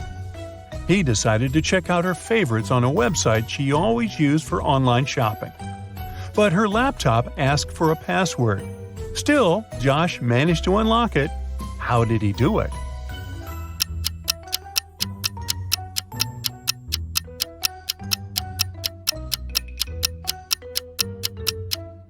Look at the sticker on the desk. It looks like a bunch of misspelled words. But each typo actually helps figure out the password. O in laundry, extra I in table, extra I in mice, V in the word answer, and extra E in the word cat. Altogether, it's olive. Chastity, Chris, and Jacob are at the counter near an airport gate. All of them claim they must be on the flight to Houston. But the airline employee says there's only one seat left. The computer has frozen, and he can't check the list of passengers to verify their claims. So he can only check their boarding passes and try to understand which one is real. Can you help him?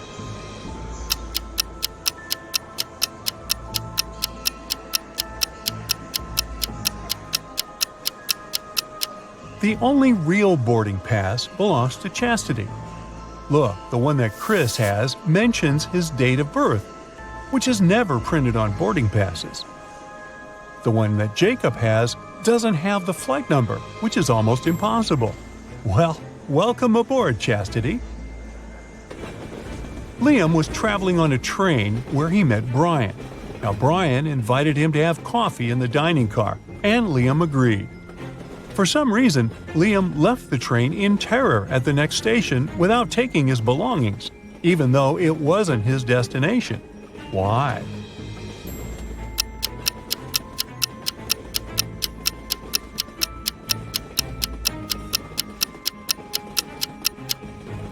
The thing is, on the way to the dining car, Liam spotted something he couldn't see while seated. There was a huge tail visible underneath Brian's coat. He couldn't be a human, and having coffee with him could cost Liam his life. Ew. Ashley decided to change her hairstyle and headed to the nearest hair salon. There were 3 hairdressers available. Which one is safe?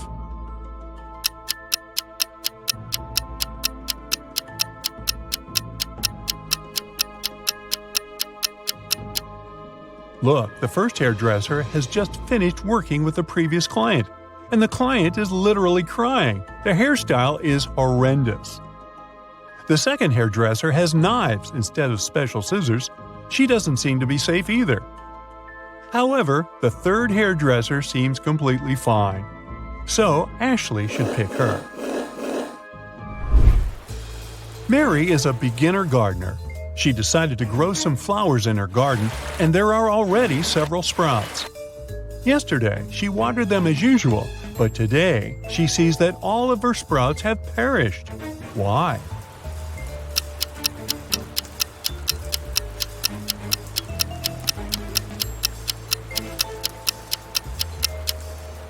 Mary should have checked the weather forecast. Yesterday, the sky was covered with gray clouds. It was going to rain. So the flowers got a double portion of water, which is bad too. Mary should have covered her plants instead. It was Jenny's first month at her new school. At the end of the month, she found a note from Barry in her locker. At first, she didn't get its meaning, but when she figured out that it was encrypted, the meaning became clear to her. Take a look at the note. Can you figure out what Barry wrote to Jenny?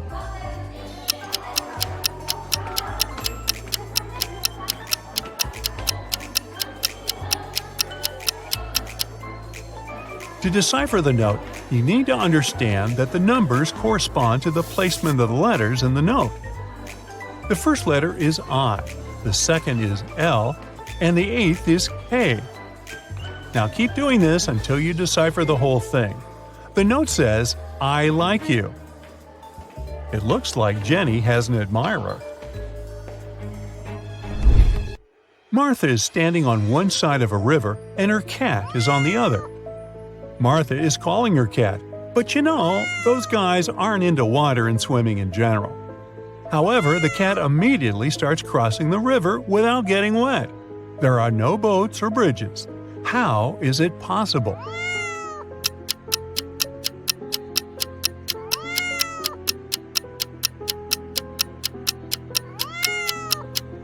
The river is frozen, so the cat can just walk on the ice. In 1890, Bart was 15 years old. Strangely, in 1895, he was 10 years old. How is that possible?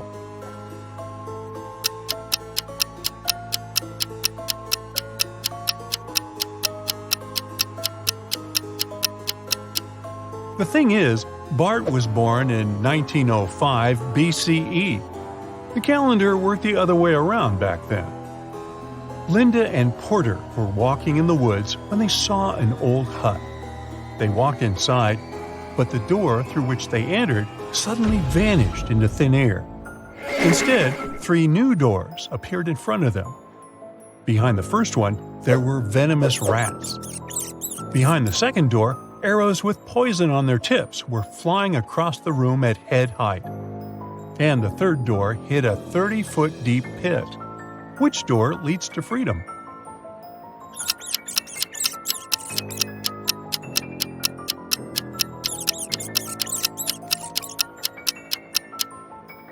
They should choose the second door. They don't need to walk, they can simply crawl under the arrows. Pamela met a stranger yesterday, and she immediately knew who he was. She hadn't seen this person before, and no one had ever described him to Pamela. This person wasn't a celebrity, and he wasn't doing anything unusual. How come she knew who he was?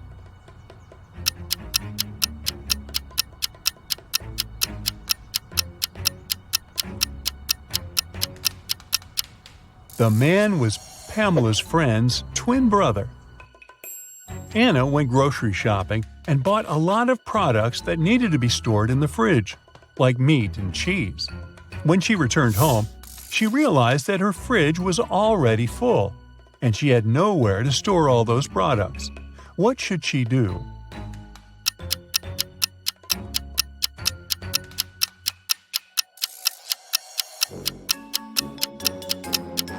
Anna needs to reconsider the way she stores stuff in her fridge.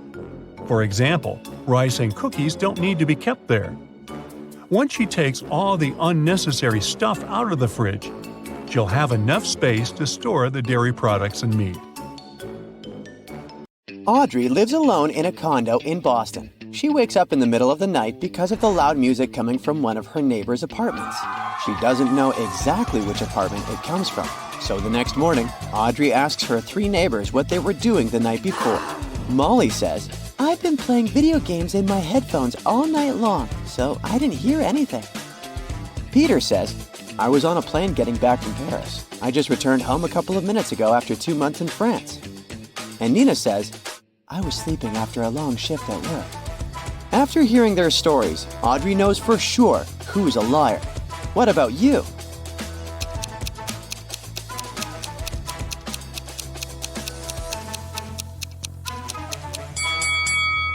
It's Peter. He said he just returned from France, but look at his table. There are fresh apples lying there. If he had been gone for a month, they would have been rotten by now. Audrey checks her mailbox. Oh no! Bad news. The building where she rents her apartment is about to be demolished. She has only a week to find a new place and move out. Audrey starts searching online, but unfortunately, she forgot the password for her rental website account. She only remembers that this word is a tasty and sweet fruit that can give you a lot of energy. And you can also find it in your calendar. Can you crack the code?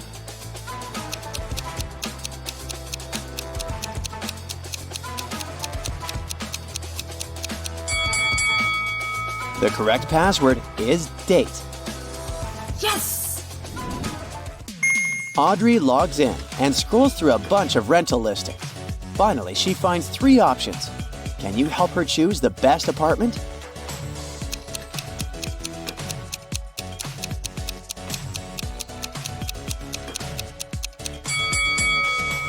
According to the description, the first apartment was built in 1023. Wow, it must be very ancient. Boston didn't even exist then. It's probably a scam. Take a closer look at the couch in the 3rd apartment. Can you see bed bugs? Ew! These nasty guys are not the best roommates. So, Audrey should pick the 2nd apartment. Okay. Audrey books this new apartment, but unfortunately, she doesn't have enough savings to provide the requested deposit. She decides to take part in a game show. The winner will get $50,000. Audrey is doing pretty well, and finally, it's time for the last task. Audrey has to put her head in one of these 3 boxes. There are sparking electrical wires in the first one.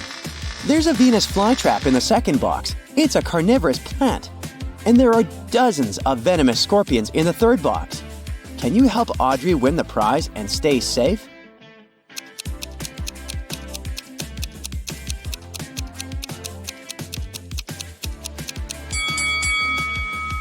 Audrey should choose the 2nd box. Venus flytraps aren't dangerous for people, only for flies. Yay! Audrey wins the money. Now it's time to pack her boxes and move. Can you spot 3 emojis among her stuff?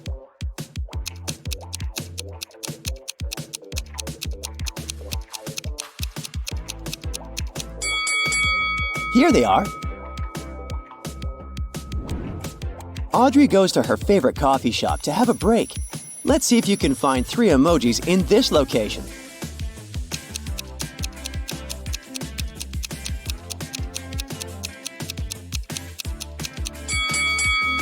Hello? Audrey is exploring her new neighborhood. Suddenly, she sees something curious. It always runs, but it never walks. What is it?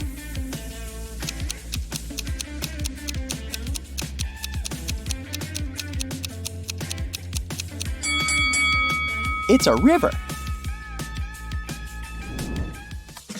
David is Audrey's new neighbor. He agrees to help her move. But first, they need to pick up David's son from college. On their way there, David gets an idea. How about a bet? I'll give you my super expensive carpet if you manage to figure out which student is my son. Okay. Audrey agrees. They arrive at the college and see 3 guys waiting at the gates. They all look similar. Can you spot David's son?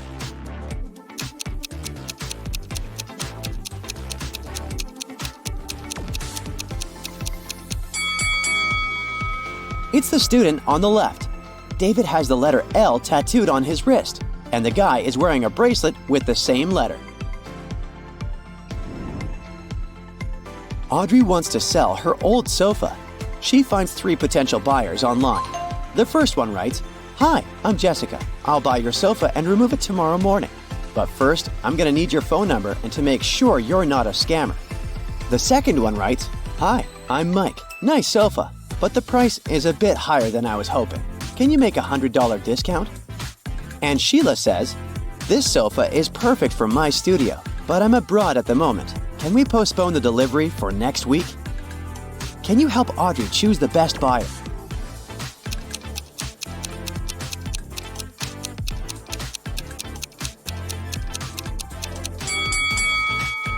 The first buyer introduces herself as Jessica, but her username and picture don't really match.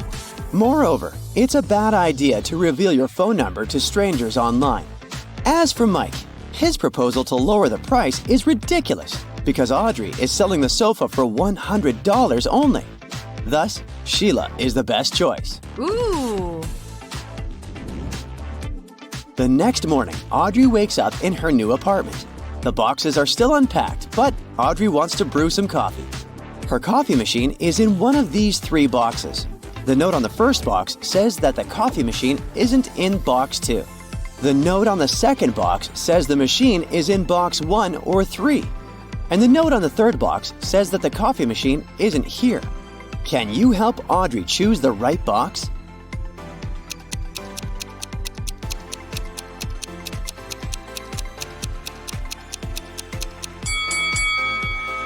If the coffee machine isn't in the second box, it's either in the first or the third box. But the note on box 3 says the machine isn't there, so it must be in the first box. And now Audrey's task is to find one important thing. It has one eye but still cannot see. What is it?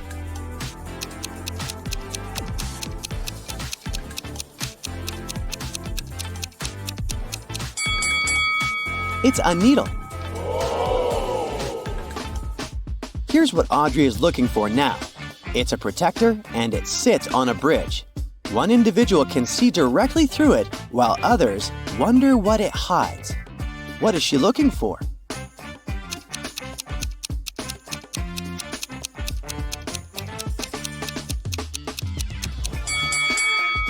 Sunglasses. We meant the nasal bridge. Can you spot 3 emojis in Audrey's kitchen?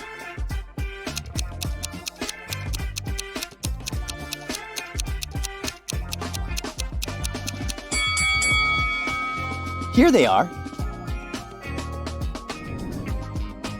Audrey goes to the laundry room in the basement of the building.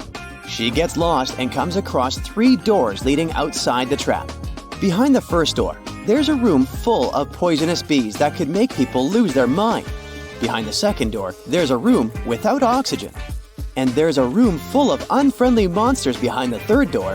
Which way is more or less safe?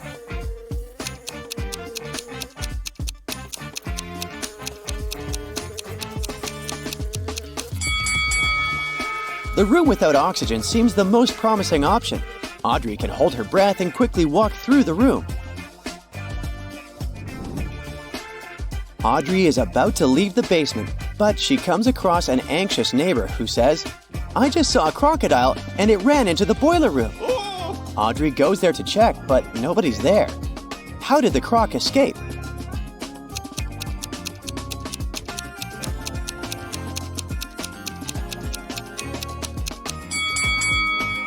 This way. Audrey returns to her place. She scrolls her feed and sees these 2 photos. One of these ladies is a robot. Can you guess who?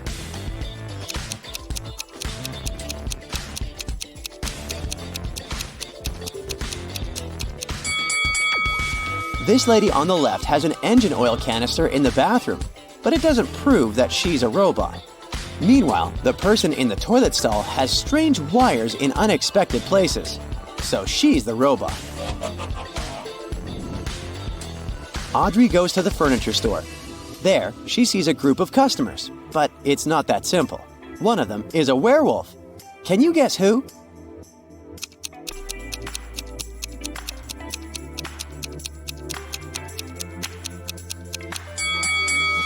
It's the third lady.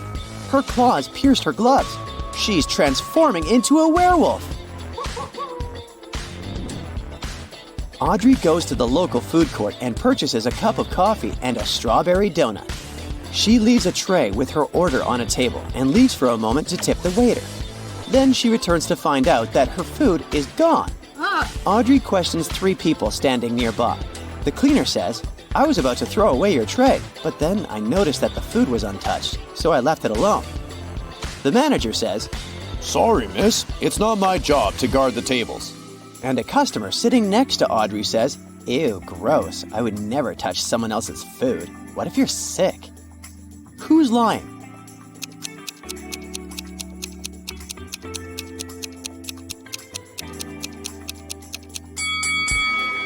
The manager. You can see donut sprinkles on his face.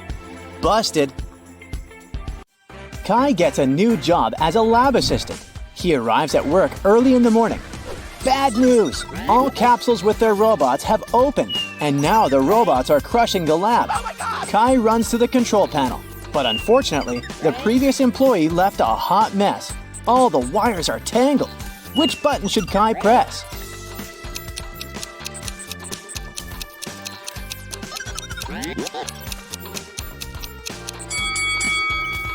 Only the blue button can be helpful because it will stop all the robots. Kai's wife, Stella, runs an art studio. She has 3 talented painters in her class. Hello. Tom, Sam, and Mia. Today, Stella learns good news. One of her students' paintings won an international competition. Yes! But instead of announcing the winner's name right away, Stella draws this sketch. Can you guess the winner?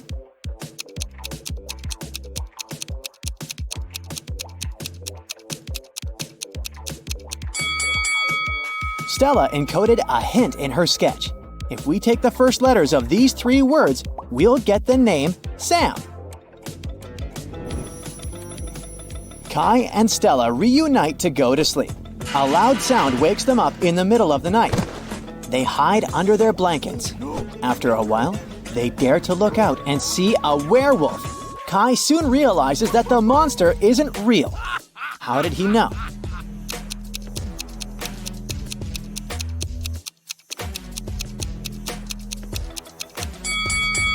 Look out the window. It's not a full moon today. Oh. Kai arrives at the lab and finds out that his boss, Richard, had been attacked. Richard was working on a very important chemical project with 3 assistants, Agnes, Allison, and Amelia. Police officers examine the crime scene and discover a spoon in the hand of the unconscious scientist. Why would Richard hold a silver spoon? Soon, Kai cracks this hint, and the officers arrest the criminal. How did they know?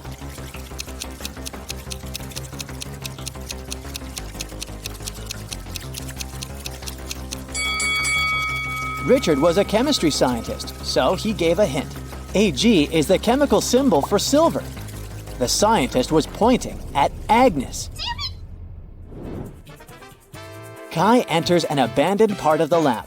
This place is infested with rats. Can you figure out where the rat is hiding?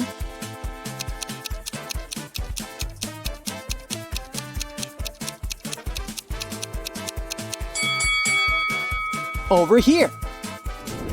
What about these teapots? Where's the rat?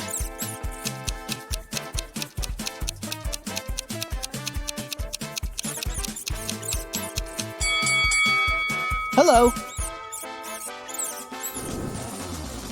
Kai returns to his office and notices that someone robbed him. What 3 things did the thief steal?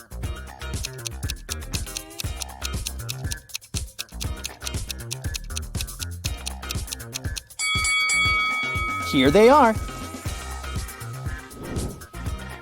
Kai wants to know who robbed his office. He questions 3 suspects.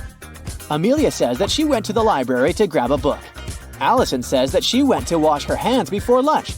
And Oliver says he went to the gym for his daily workout. Who's lying?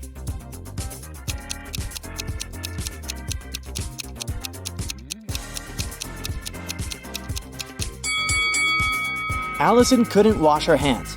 Take a look at the announcement. There's no water in the lab today.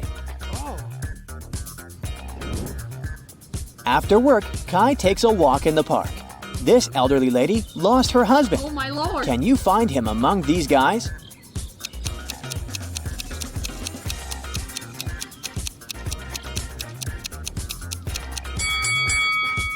It's the 3rd man. They have identical stickers from Paris on their bags, so they probably traveled together. Kai enters a new candy store. It has just opened in his neighborhood. Unfortunately, someone robbed this place last night. The police are having a hard time because security cameras haven't been installed yet. They find 3 main suspects living in this area. All 3 have recently been released from prison. Alex just got free. He hasn't left the house yet, and his security camera footage proves it. Mike says that he's got a new job. It's very exhausting, and sometimes he wishes he'd rather be in prison. And Kevin has recently broken his leg, so he doesn't leave the house because he doesn't have any money for any crutches. Who robbed the candy store?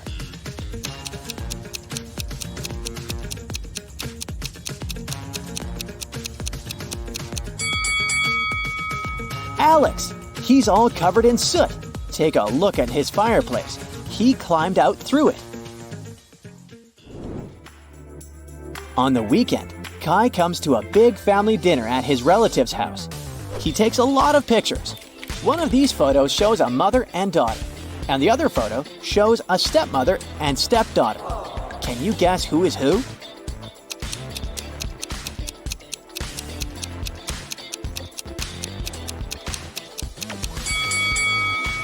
The first woman has the same mole under her eye as the daughter.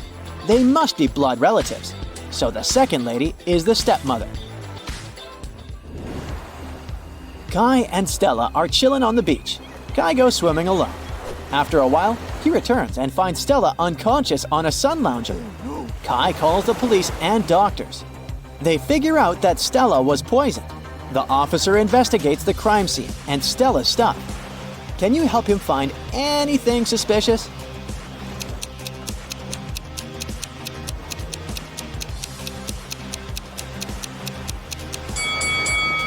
Take a look at her glass. There are pills in her cocktail. The detective immediately takes fingerprints from Stella's glass. Can you help find the main suspect?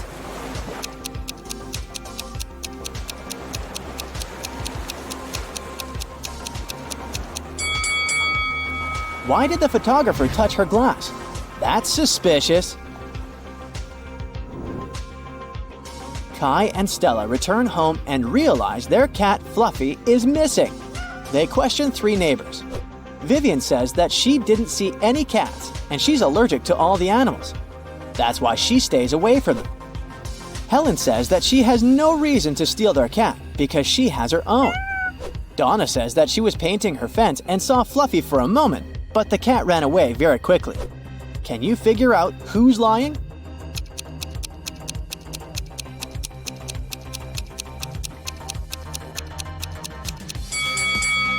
Donna mentioned that she painted her fence, but does it look freshly painted? Busted! Kai is meeting his brother Frank. One of these ladies is Frank's girlfriend. Can you guess who?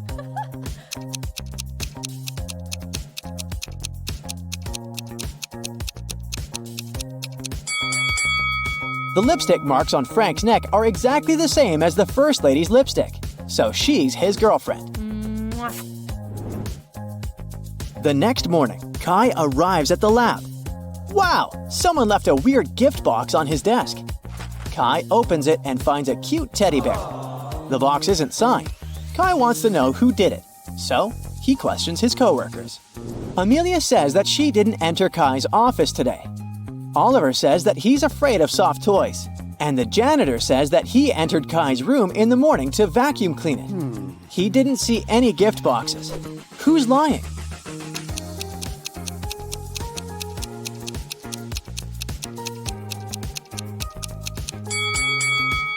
Oliver.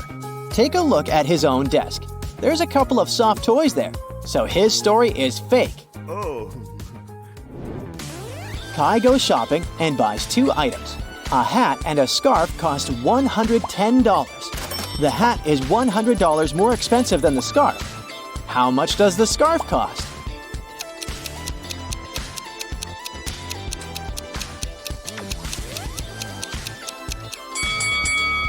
$5. It means that the hat costs $105, which is exactly $100 more than the scarf. Meanwhile, Stella arrives at her art gallery.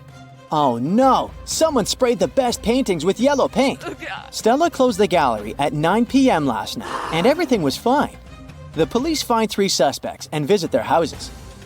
The guard who was on duty last night didn't notice anything suspicious. He locked the gallery at 10 and went home. The janitor completed cleaning at 9:30. The paintings were fine. The barista who works on the opposite side of the street claims that he closed the coffee shop at 8:30 p.m. last night. Who ruined the paintings?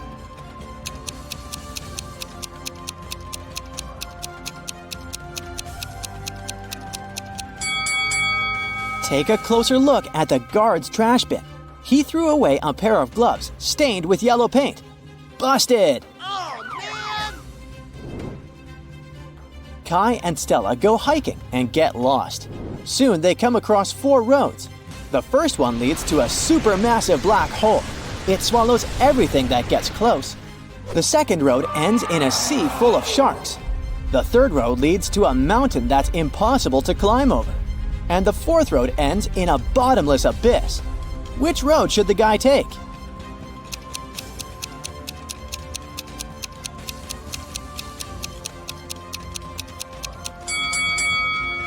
They should choose the third road. No one says they should climb the mountain. They can simply go around it. Duh. Stella and Kai keep on hiking. Stella asks him a riddle. Can you start a fire using 2 pieces of wood?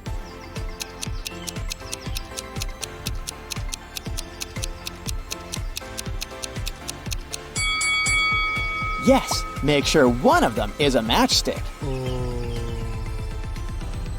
The next day, Stella and Kai are driving through the city in 2 separate cars. They both started their journey at the same time. Kai's green car is moving at a speed of 30 miles per hour. Meanwhile, Stella's yellow car is moving at the speed of 50 miles per hour. At one point, the green car comes across the yellow car. How is it possible?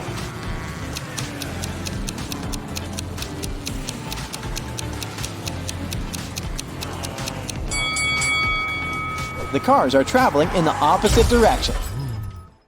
2 successful movie producers, Noah and Rachel, are having breakfast on a restaurant terrace. They discuss the budget for a sequel to a very popular movie that earned $100 million at the box office.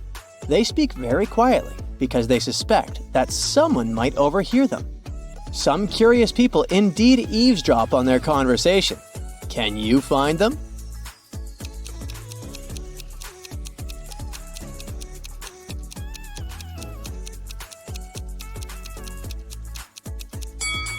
There's a guy at the table holding a magazine upside down. Obviously, he is not interested in reading it. He must be listening to Noah and Rachel. That lady has a camera lens sticking out of her backpack, so she's probably a reporter. Fans will be able to read the producer's lips if she posts this video. And this handsome guy is busy eating his salad, but there's a microphone hidden in his long hair. 4 people enter the same restaurant and take a seat on the terrace. Jill is wearing 2 large gold bracelets and gold rings on each of her fingers. Mark is fiddling with a brand new phone and checking the time on his smartwatch. Kevin has a fancy tattoo on his hand and a dazzling gold watch on his wrist.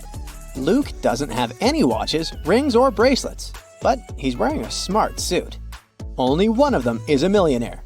Can you guess who?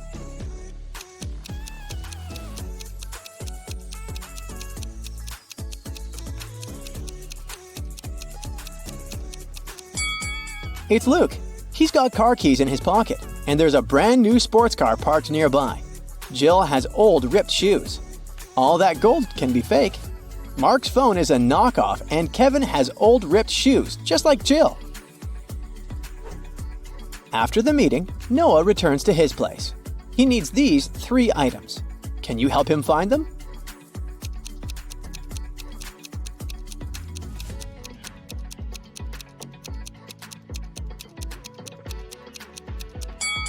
Here they are.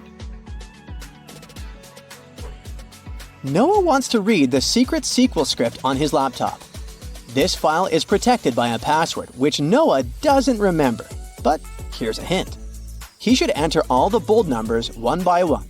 But first, he needs to decide what numbers to put instead of the question marks.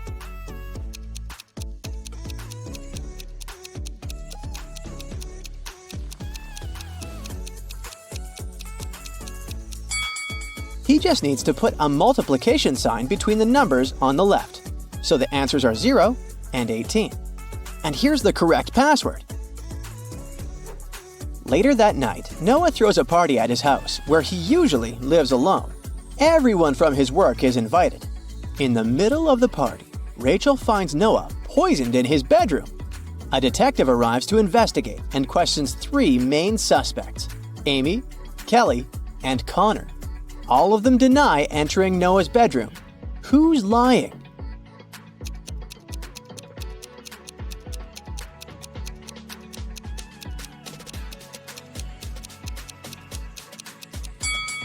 It must be Amy. Take a look at the bed. There's an earring. Amy is only wearing one earring that looks the same.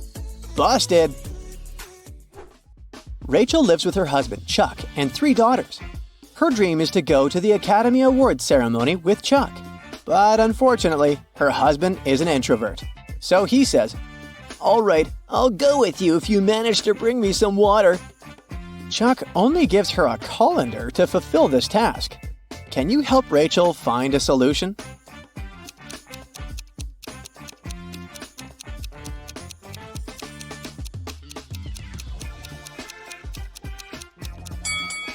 She needs to freeze some water and put it in the colander. Technically, it's still water, right? It's time to choose an outfit for the ceremony. Rachel has 3 dresses: a yellow one, a red one, and a black one. Which dress should she wear?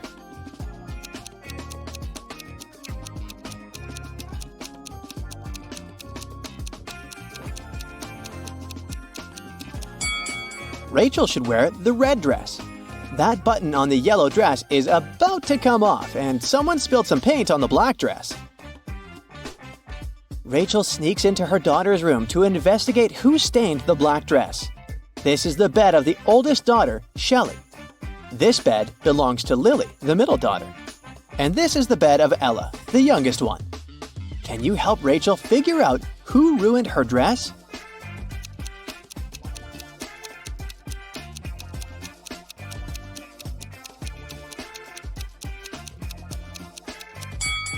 Ella. There's a half-empty bottle of nail polish on her dresser. The color matches the stains perfectly. Busted! Rachel gets ready and calls her 2 best friends to show them her outfit. Their names are Violet and Amber. They're putting on their makeup and getting ready for a night out too. Violet and Amber have really similar tastes. Their phones look the same, and so do their lipsticks and clothes. But, in fact, one of them has the more expensive stuff. Can you guess who?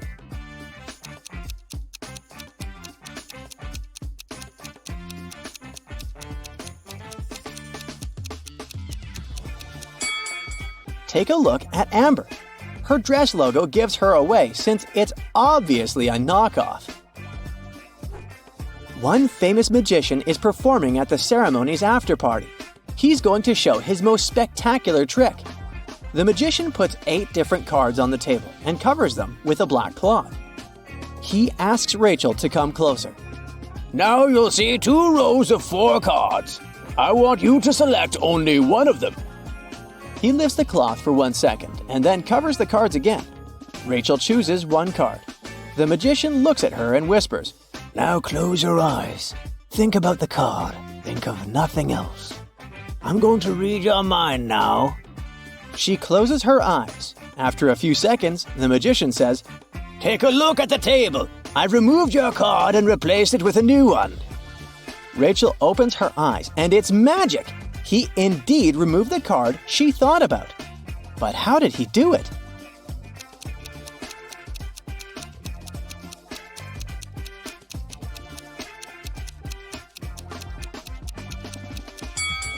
There's no magic here. The magician replaced all the cards on the table with new ones. But Rachel didn't notice this since she was only focused on one card. Oliver is a famous movie director. He throws an after party in his hotel room after the ceremony and invites 3 actresses: Anna, Mona, and Donna. The next morning, a cleaning lady finds Oliver alone and unconscious in his room. None of the hotel staff or the actresses know what happened to him. The police arrive and they find a note next to Oliver's calendar. It reads 3, 10, 11, 8. The detective already knows who attacked Oliver. What about you?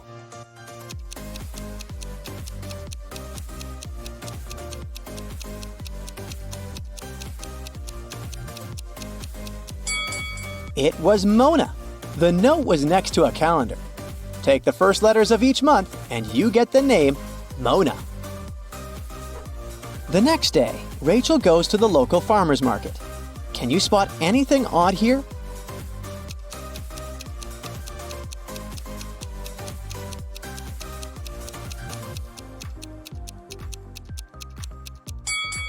This lady is selling bakery goods, but the sign says fresh phones. Rachel approaches an apple seller. The green apple costs $1. A red one costs $2, and a blue apple costs $3. What apples and how many of them did Rachel buy if we know that she spent a total of $3 using only 2 bills?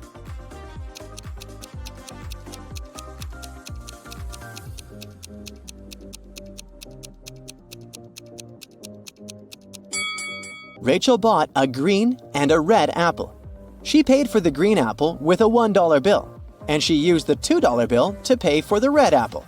Of course, she could have grabbed a blue apple and given the same $3, but blue apples don't exist. Rachel is watching 3 people standing in front of an ice cream cart. The first guy is taking his ice cream from the seller. The guy behind him is nervous. His hands are in his pockets. The third guy is looking at something through his binoculars. One of them is a police officer. Can you guess who?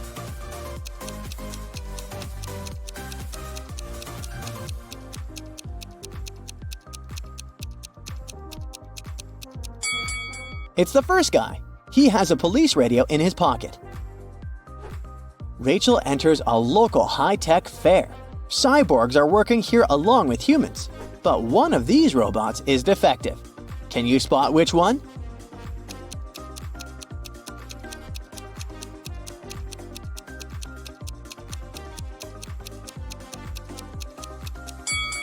The cyborg on the right has 2 thumbs on 1 palm.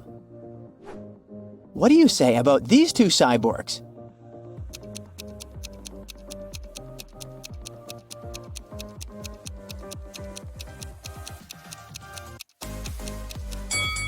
The lady on the right is the defective one. Her hands need to be fixed. What about these robots? Which one is defective?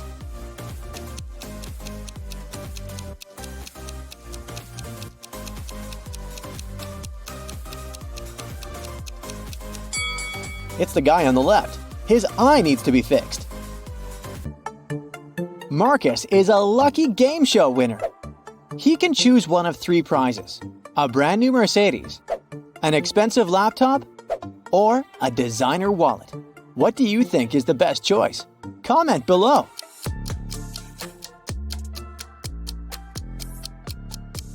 Look at this Mercedes.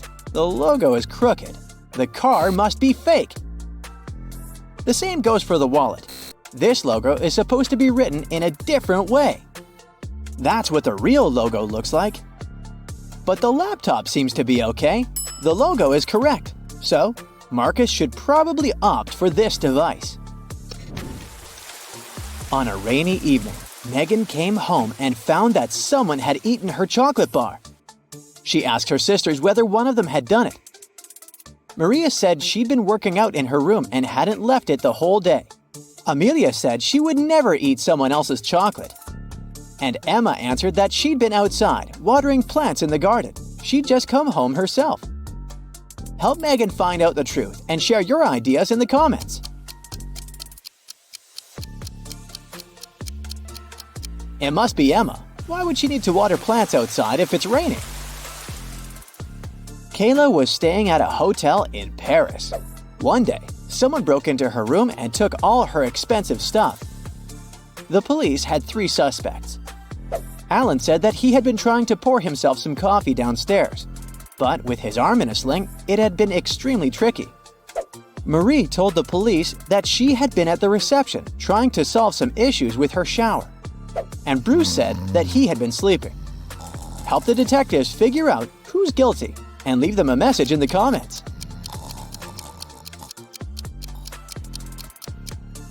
Alan broke into Kayla's room. Look at his cast. He's wearing it over his sweater. It must be fake. Detective Morton has received wedding pictures of 2 newlywed couples from a client. He knows that both couples got married on the same beach in the Maldives. It's famous for its beautiful sunsets. But one of these couples is indeed very rich, while the other is broke. For some unfathomable reason, the detective client wants to know which couple has money. If you figure it out faster than Morton and write your answer in the comments, the detective will probably have to give you his badge.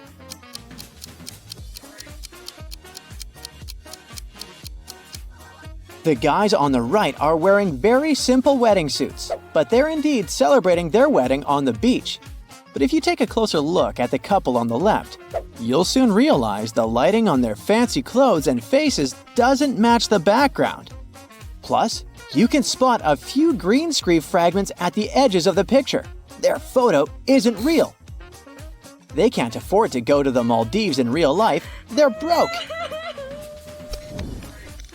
Mark found himself in the middle of a forest with 3 paths in front of him. The first one was covered with burning hot coals.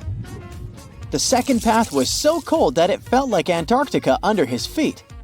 And the third path was covered with sharp nails that were able to pierce any footwear. Tell Mark in the comments which path he should choose.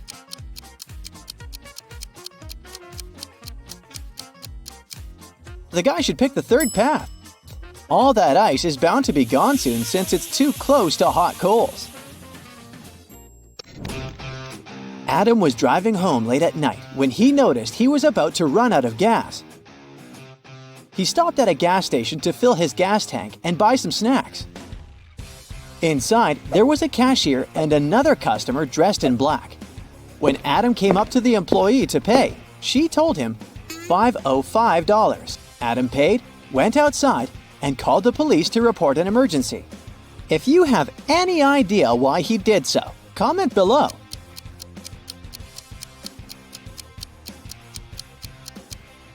You probably noticed that the cash register actually showed $18.35, but the cashier said $505, which looks like SOS. Detective Brown rushed to an expensive restaurant. Someone had stolen a gold spoon there. If the detective didn't find the real culprit, the waiter would have big problems. Luckily, there were still a lot of people in the restaurant, and Detective Brown questioned the main suspects. A group of friends said they were celebrating a birthday. They wouldn't spoil their party this way. A cheerful man said he'd been walking in the area and had dropped by to check out this place. And a miserable-looking guy answered that his wife had left him, and he had come to the restaurant to take his mind off his problems. You must help the detective to find the criminal. When you do, write your answer in the comments faster than the others.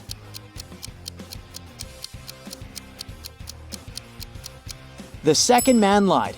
He'd said he'd been to the restaurant for the first time, but look, he's wearing a hat with the restaurant's logo. Gotcha! Adam's car broke down right in the middle of a deserted forest road. But the worst thing was that it was winter, snowdrifts were huge, and the wind was freezing cold. Adam had to get to the nearest town, and fast. But if he followed the first path, he'd have to deal with hungry wolves. The second road went through the area inhabited by bears, and if he took the third path, he'd have to cross a river covered with thin ice. You need to help the guy as fast as possible and tell him what road he should opt for in the comments.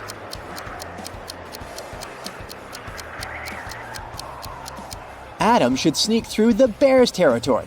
These animals usually sleep in the winter. Liza was a millionaire's daughter. She was fed up with her father trying to control her life. After he told her one day he'd found a fiancé for her, she decided to run away from home. The girl knew her father would send his people to bring her back, so she never stayed in one hotel for more than one night. Once, she found herself in a small town. It was getting dark, and she had no choice but to stop at the first hotel she saw. The receptionist said that her room number was 910 and offered to show her where it was. Liza immediately grabbed her bag, ran out of the hotel, jumped in her car, and speeded away. If you can write in the comments the reason for such a weird reaction, you deserve the title of the true detective.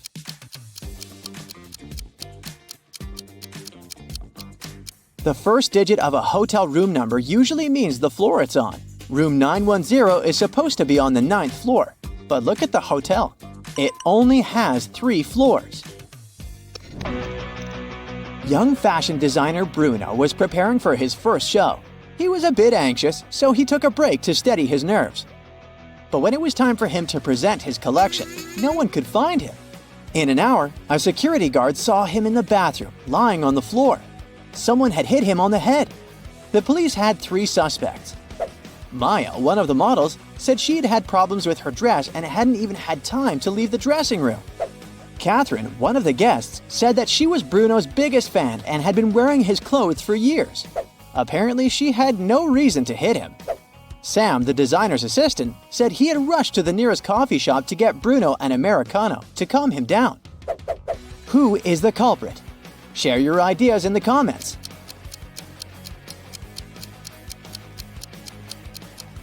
It was Catherine. That day, it was Bruno's first show. Then how could she be wearing his clothes for years? Richard had a collection of beautiful paintings.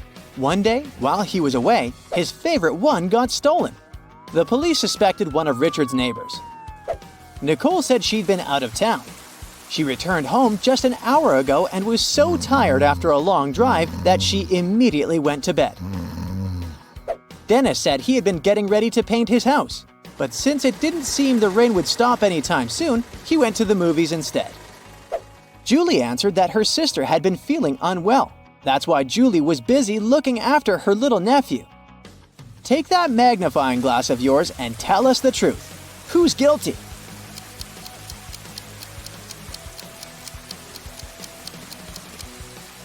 It was Nicole.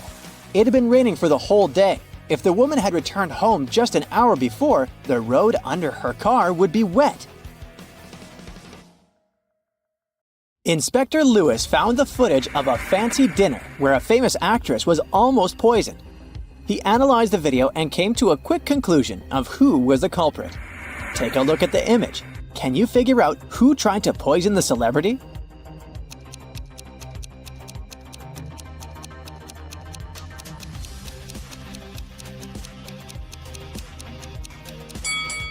The picture clearly shows that the second lady was the culprit.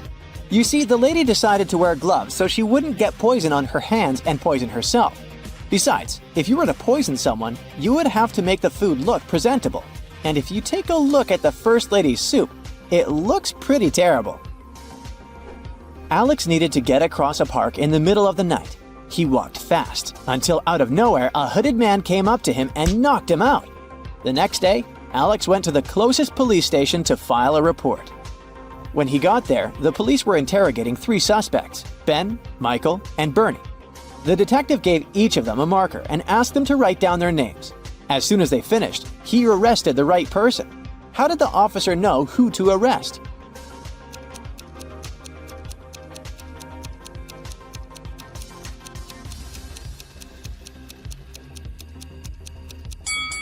The test wasn't all that random after all. Alex was hit from the right side, so the police were trying to figure out who was left-handed. And among these 3 guys, the only left-handed one is Bernie. On a moonless night, Mary decides to watch a horror movie before going to bed. She passes out on her couch, and the next thing she knows, she wakes up in a haunted castle. She hears screeching sounds and screams all over the place. She walks carefully to the kitchen, where she finds 3 suspicious meals ready to be eaten. Take a look at the plates. Can you help Mary figure out which of these plates is poisoned?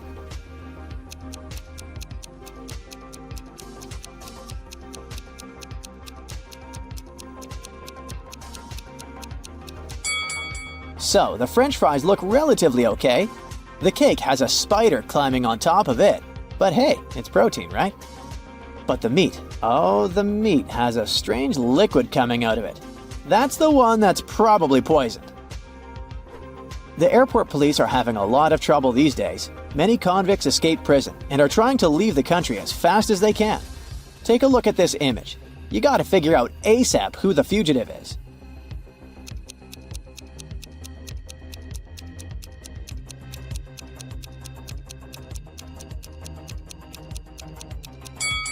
It's the lady on the right.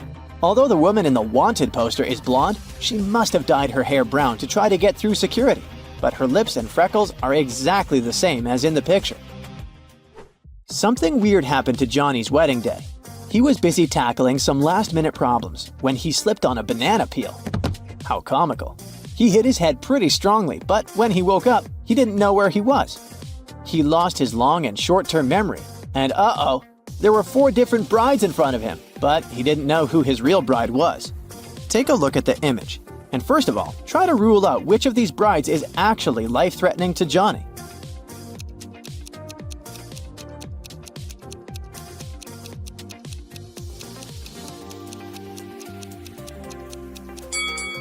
Did you see the hidden poison jar on that bride? The bride on the left is probably pretty dangerous. He should rule her out first. Jane and Brendan really didn't like each other. They were sharing a flat because they were short on money. What Brendan didn't know is that Jane had some evil plans. She planned on poisoning one of his meals, since she was the one that always prepared the food. One day, she cooked the same piece of meat for both of them. She cut it in half, ate her share, and gave him the other part. After he ate it, he started to feel really bad and was taken to the hospital. The question is, how did Jane manage to survive while Brendan got sick?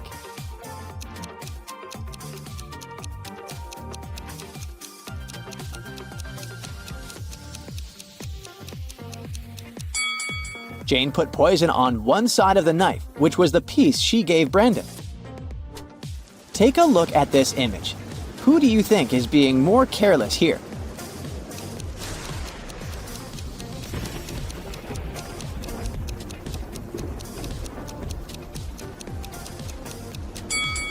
It's the girl on the right. She's almost falling out of the boat. She should move to the middle and help balance the weight. And what about in this image? Who do you think is being irresponsible here?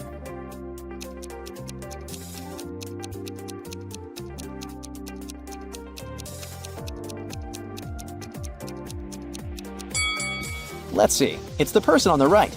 The snake is too close to her face. It could hurt her, while the crocodile is simply interested in the meal the man is feeding him. An old lady was shopping at the mall when she saw something strange. She looked at a woman all dressed in orange at the cashier and shouted that she was seeing a prisoner that must have just escaped from prison. The woman in orange felt really confused, called the police, and got the old lady kicked out of the mall. What exactly happened here?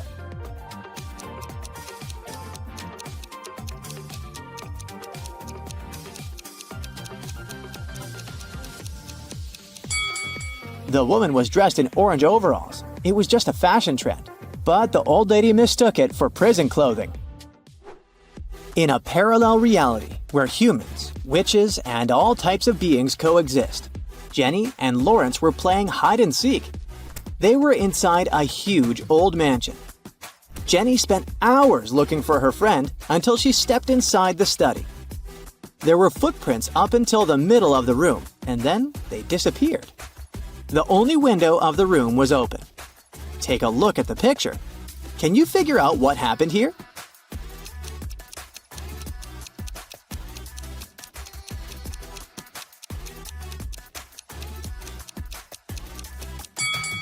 Lawrence was a shapeshifter. This explains why the footprints didn't reach the window. Plus, look at the bird food on the floor. He probably shapeshifted into a bird and escaped. Katie got lost in the desert. She walked for hours when suddenly she came across a huge oasis. But to reach the main waterfall where she could drink some water, she had to cross a bridge. There were 3 bridges leading to the same place.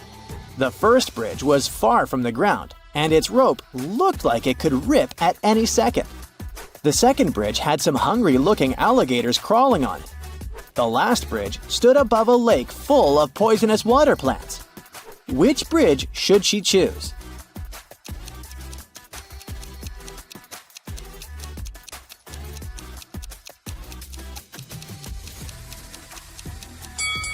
The last one.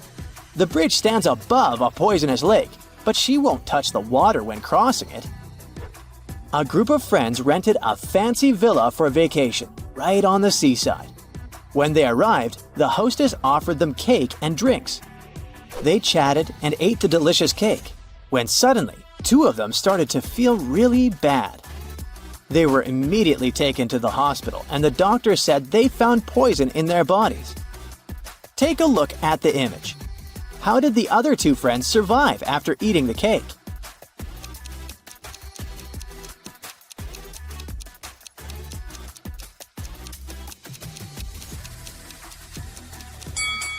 That's easy.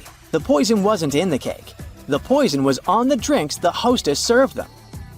If you look closely, the friends that felt sick drank what the hostess offered them, and the others didn't. Oh my! Mark, Bray, and Livia are doing terribly financially. So they walked into a local supermarket looking for the cheapest thing to buy. One of them was planning on stealing something. But hey, can you figure out who just stole something?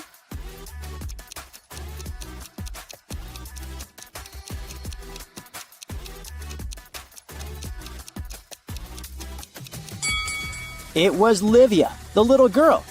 She's hiding something in her shirt pocket. Can you see? Aubrey and her boyfriend Leo lost each other at a concert. He's in one of these toilet stalls.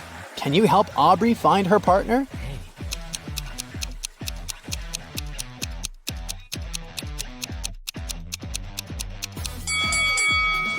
Leo is in the first stall. They have matching tattoos. Aubrey and Leo return to the concert. Suddenly, Aubrey notices that one of these musicians isn't real. Who?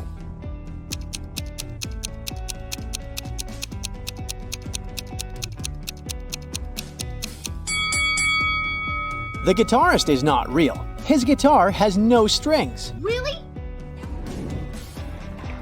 After the concert, Aubrey goes backstage to say hello to the musicians. In the hallway, she meets 3 lady fans. One of them is a werewolf. Can you guess who?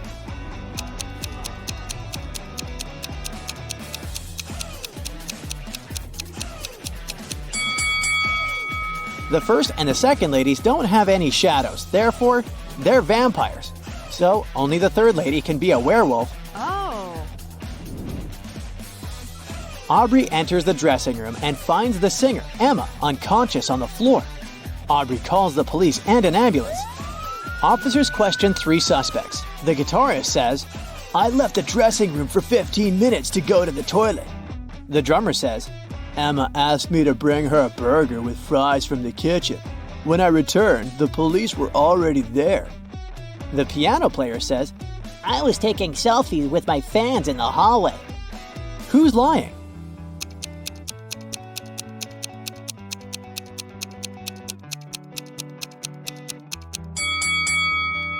The drummer. His hands are empty, so he didn't bring any burgers. Oh no! After helping the police, Aubrey and Leo leave the concert hall to go home. 3 taxi drivers offer them a ride, but one of them is dangerous. Can you guess who?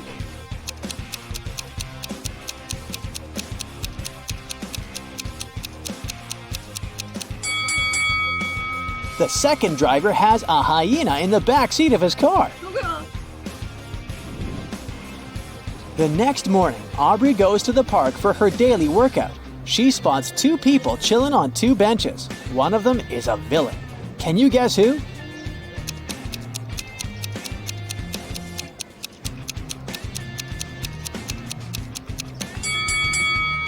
The lady is just having a picnic. But take a look at the guy. His magazine is upside down, so he's probably tracking someone. Busted! Oh no. Aubrey takes 2 pictures of the pond. Can you find 5 differences between them? Feel free to stop the video if you need more time.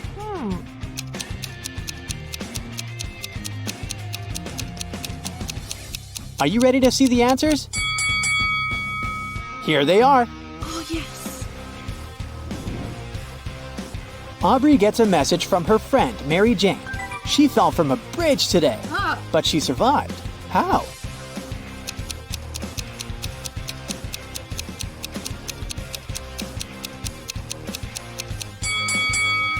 Spider-Man saved her. She's Mary Jane, remember? Aubrey goes to visit Mary Jane at her condo, but the local security guard will only let Aubrey in if she cracks this riddle. I get sharper the more I'm used. What am I?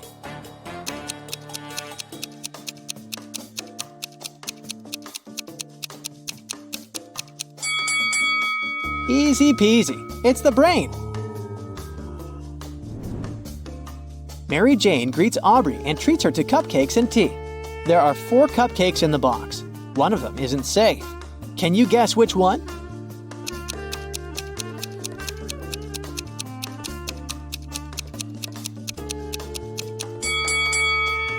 The first cupcake is a bit smashed, but that doesn't mean it's not edible. The second one looks fine. The fourth cupcake is a little burnt, but it can still be delicious. But the third cupcake has glass shards on top. Definitely not safe. Oh, God. Aubrey returns home and turns on the TV. Breaking news, everyone! A dangerous criminal has escaped from prison, and now he's walking around Aubrey's neighborhood. What? Suddenly, the doorbell rings. Aubrey checks her camera and sees 2 people standing on her porch. Both say that they're delivery guys, but one of them is the famous runaway criminal. Oh. Can you guess who?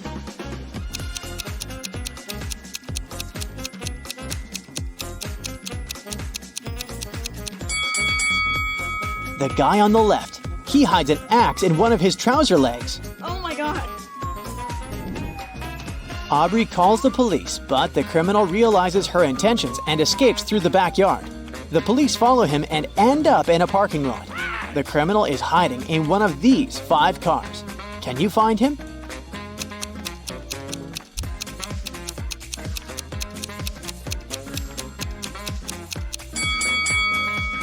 These 4 cars seem empty, and they don't have any signs of a break-in. Meanwhile, someone's moving in the back seat of the 5th car. Busted! Aubrey is heading home from the police station and sees this scene. One of them is lying. Can you guess who?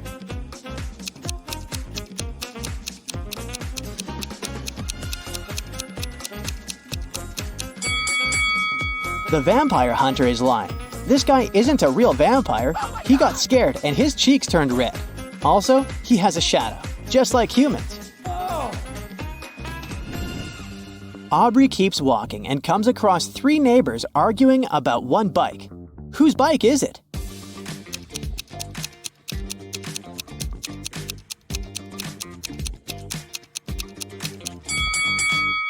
The bike belongs to the red hat guy. The rest are wearing helmets, but his helmet is on the bike. Oh. The next day, Aubrey goes to the supermarket. She grabs some food and goes to the cashier to pay. Oh no, her card holder is missing. Aubrey interrogates 3 people standing nearby. Ethan says he was talking on the phone and he didn't steal anything. Mia says that she didn't touch Aubrey's stuff. Her hands were full with her own purchases. And the cashier says that she didn't notice any card holders. Aubrey knows for sure who's the thief. What about you?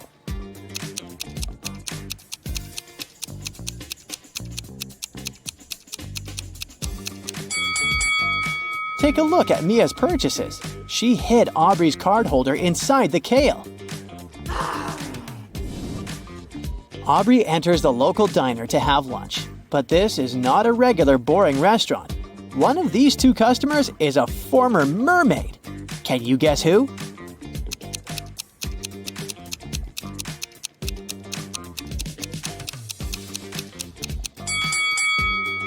Take a closer look at the second lady.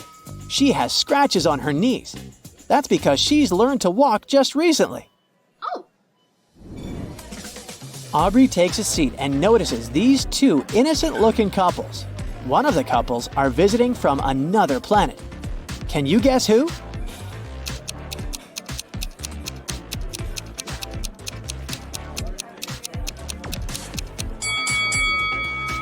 Take a look at the first table. The guy puts toothpicks in his pasta like salt or pepper. It's very unlikely that he's human. The next morning, Aubrey enters her office. Oh no, someone broke into her desk and stole her laptop. Yesterday, she locked it in her drawer.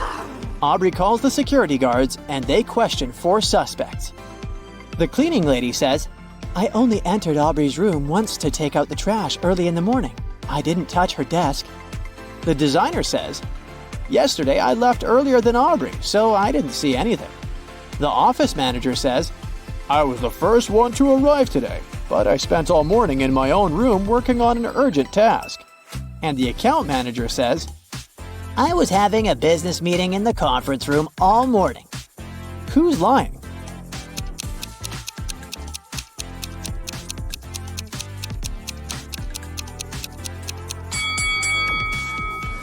The cleaning lady.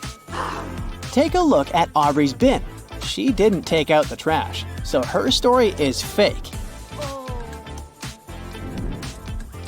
Aubrey and Leo go for a walk on the beach. But something is wrong here. Can you guess what?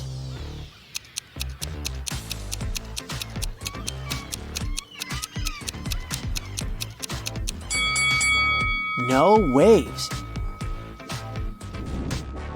Aubrey and Leo keep on walking and get lost in a huge maze. Oh my god. Can you help them escape? Oh no.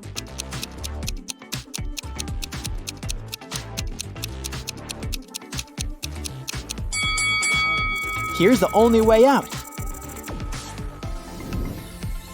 Suddenly, the guys see a curious animal. It has feet but no legs. Which animal is it?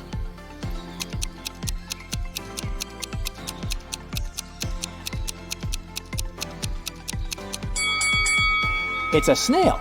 Snail foot is a muscle that allows it to move. Aubrey and Leo decide to explore the local haunted house. They enter a creepy hallway and the door slams shut. The guys wander around and find another door with a combination lock. They have to figure out the 5-digit code to open it. Can you help the guys figure out the code?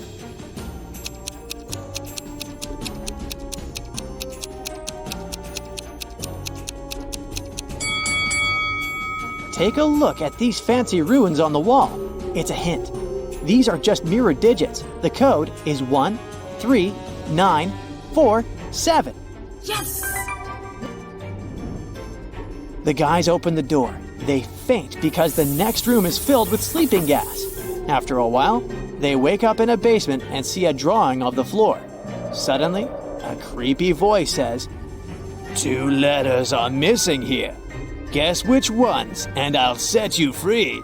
If you don't, you'll stay here forever." Can you help the guys out?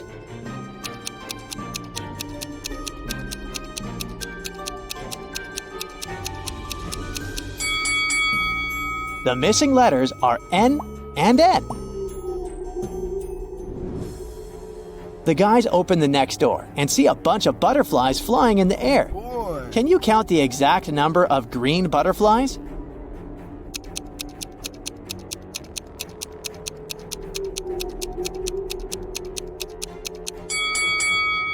Seven. Yeah! Now let's see if you can count the number of pink butterflies.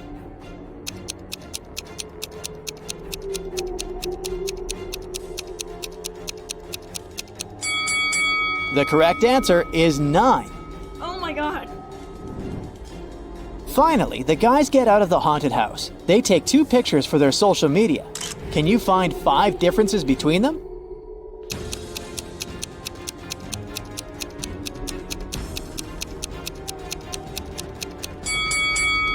Ready to see the differences? Here they are. The haunted house has a garden maze. Can you help the guys get out?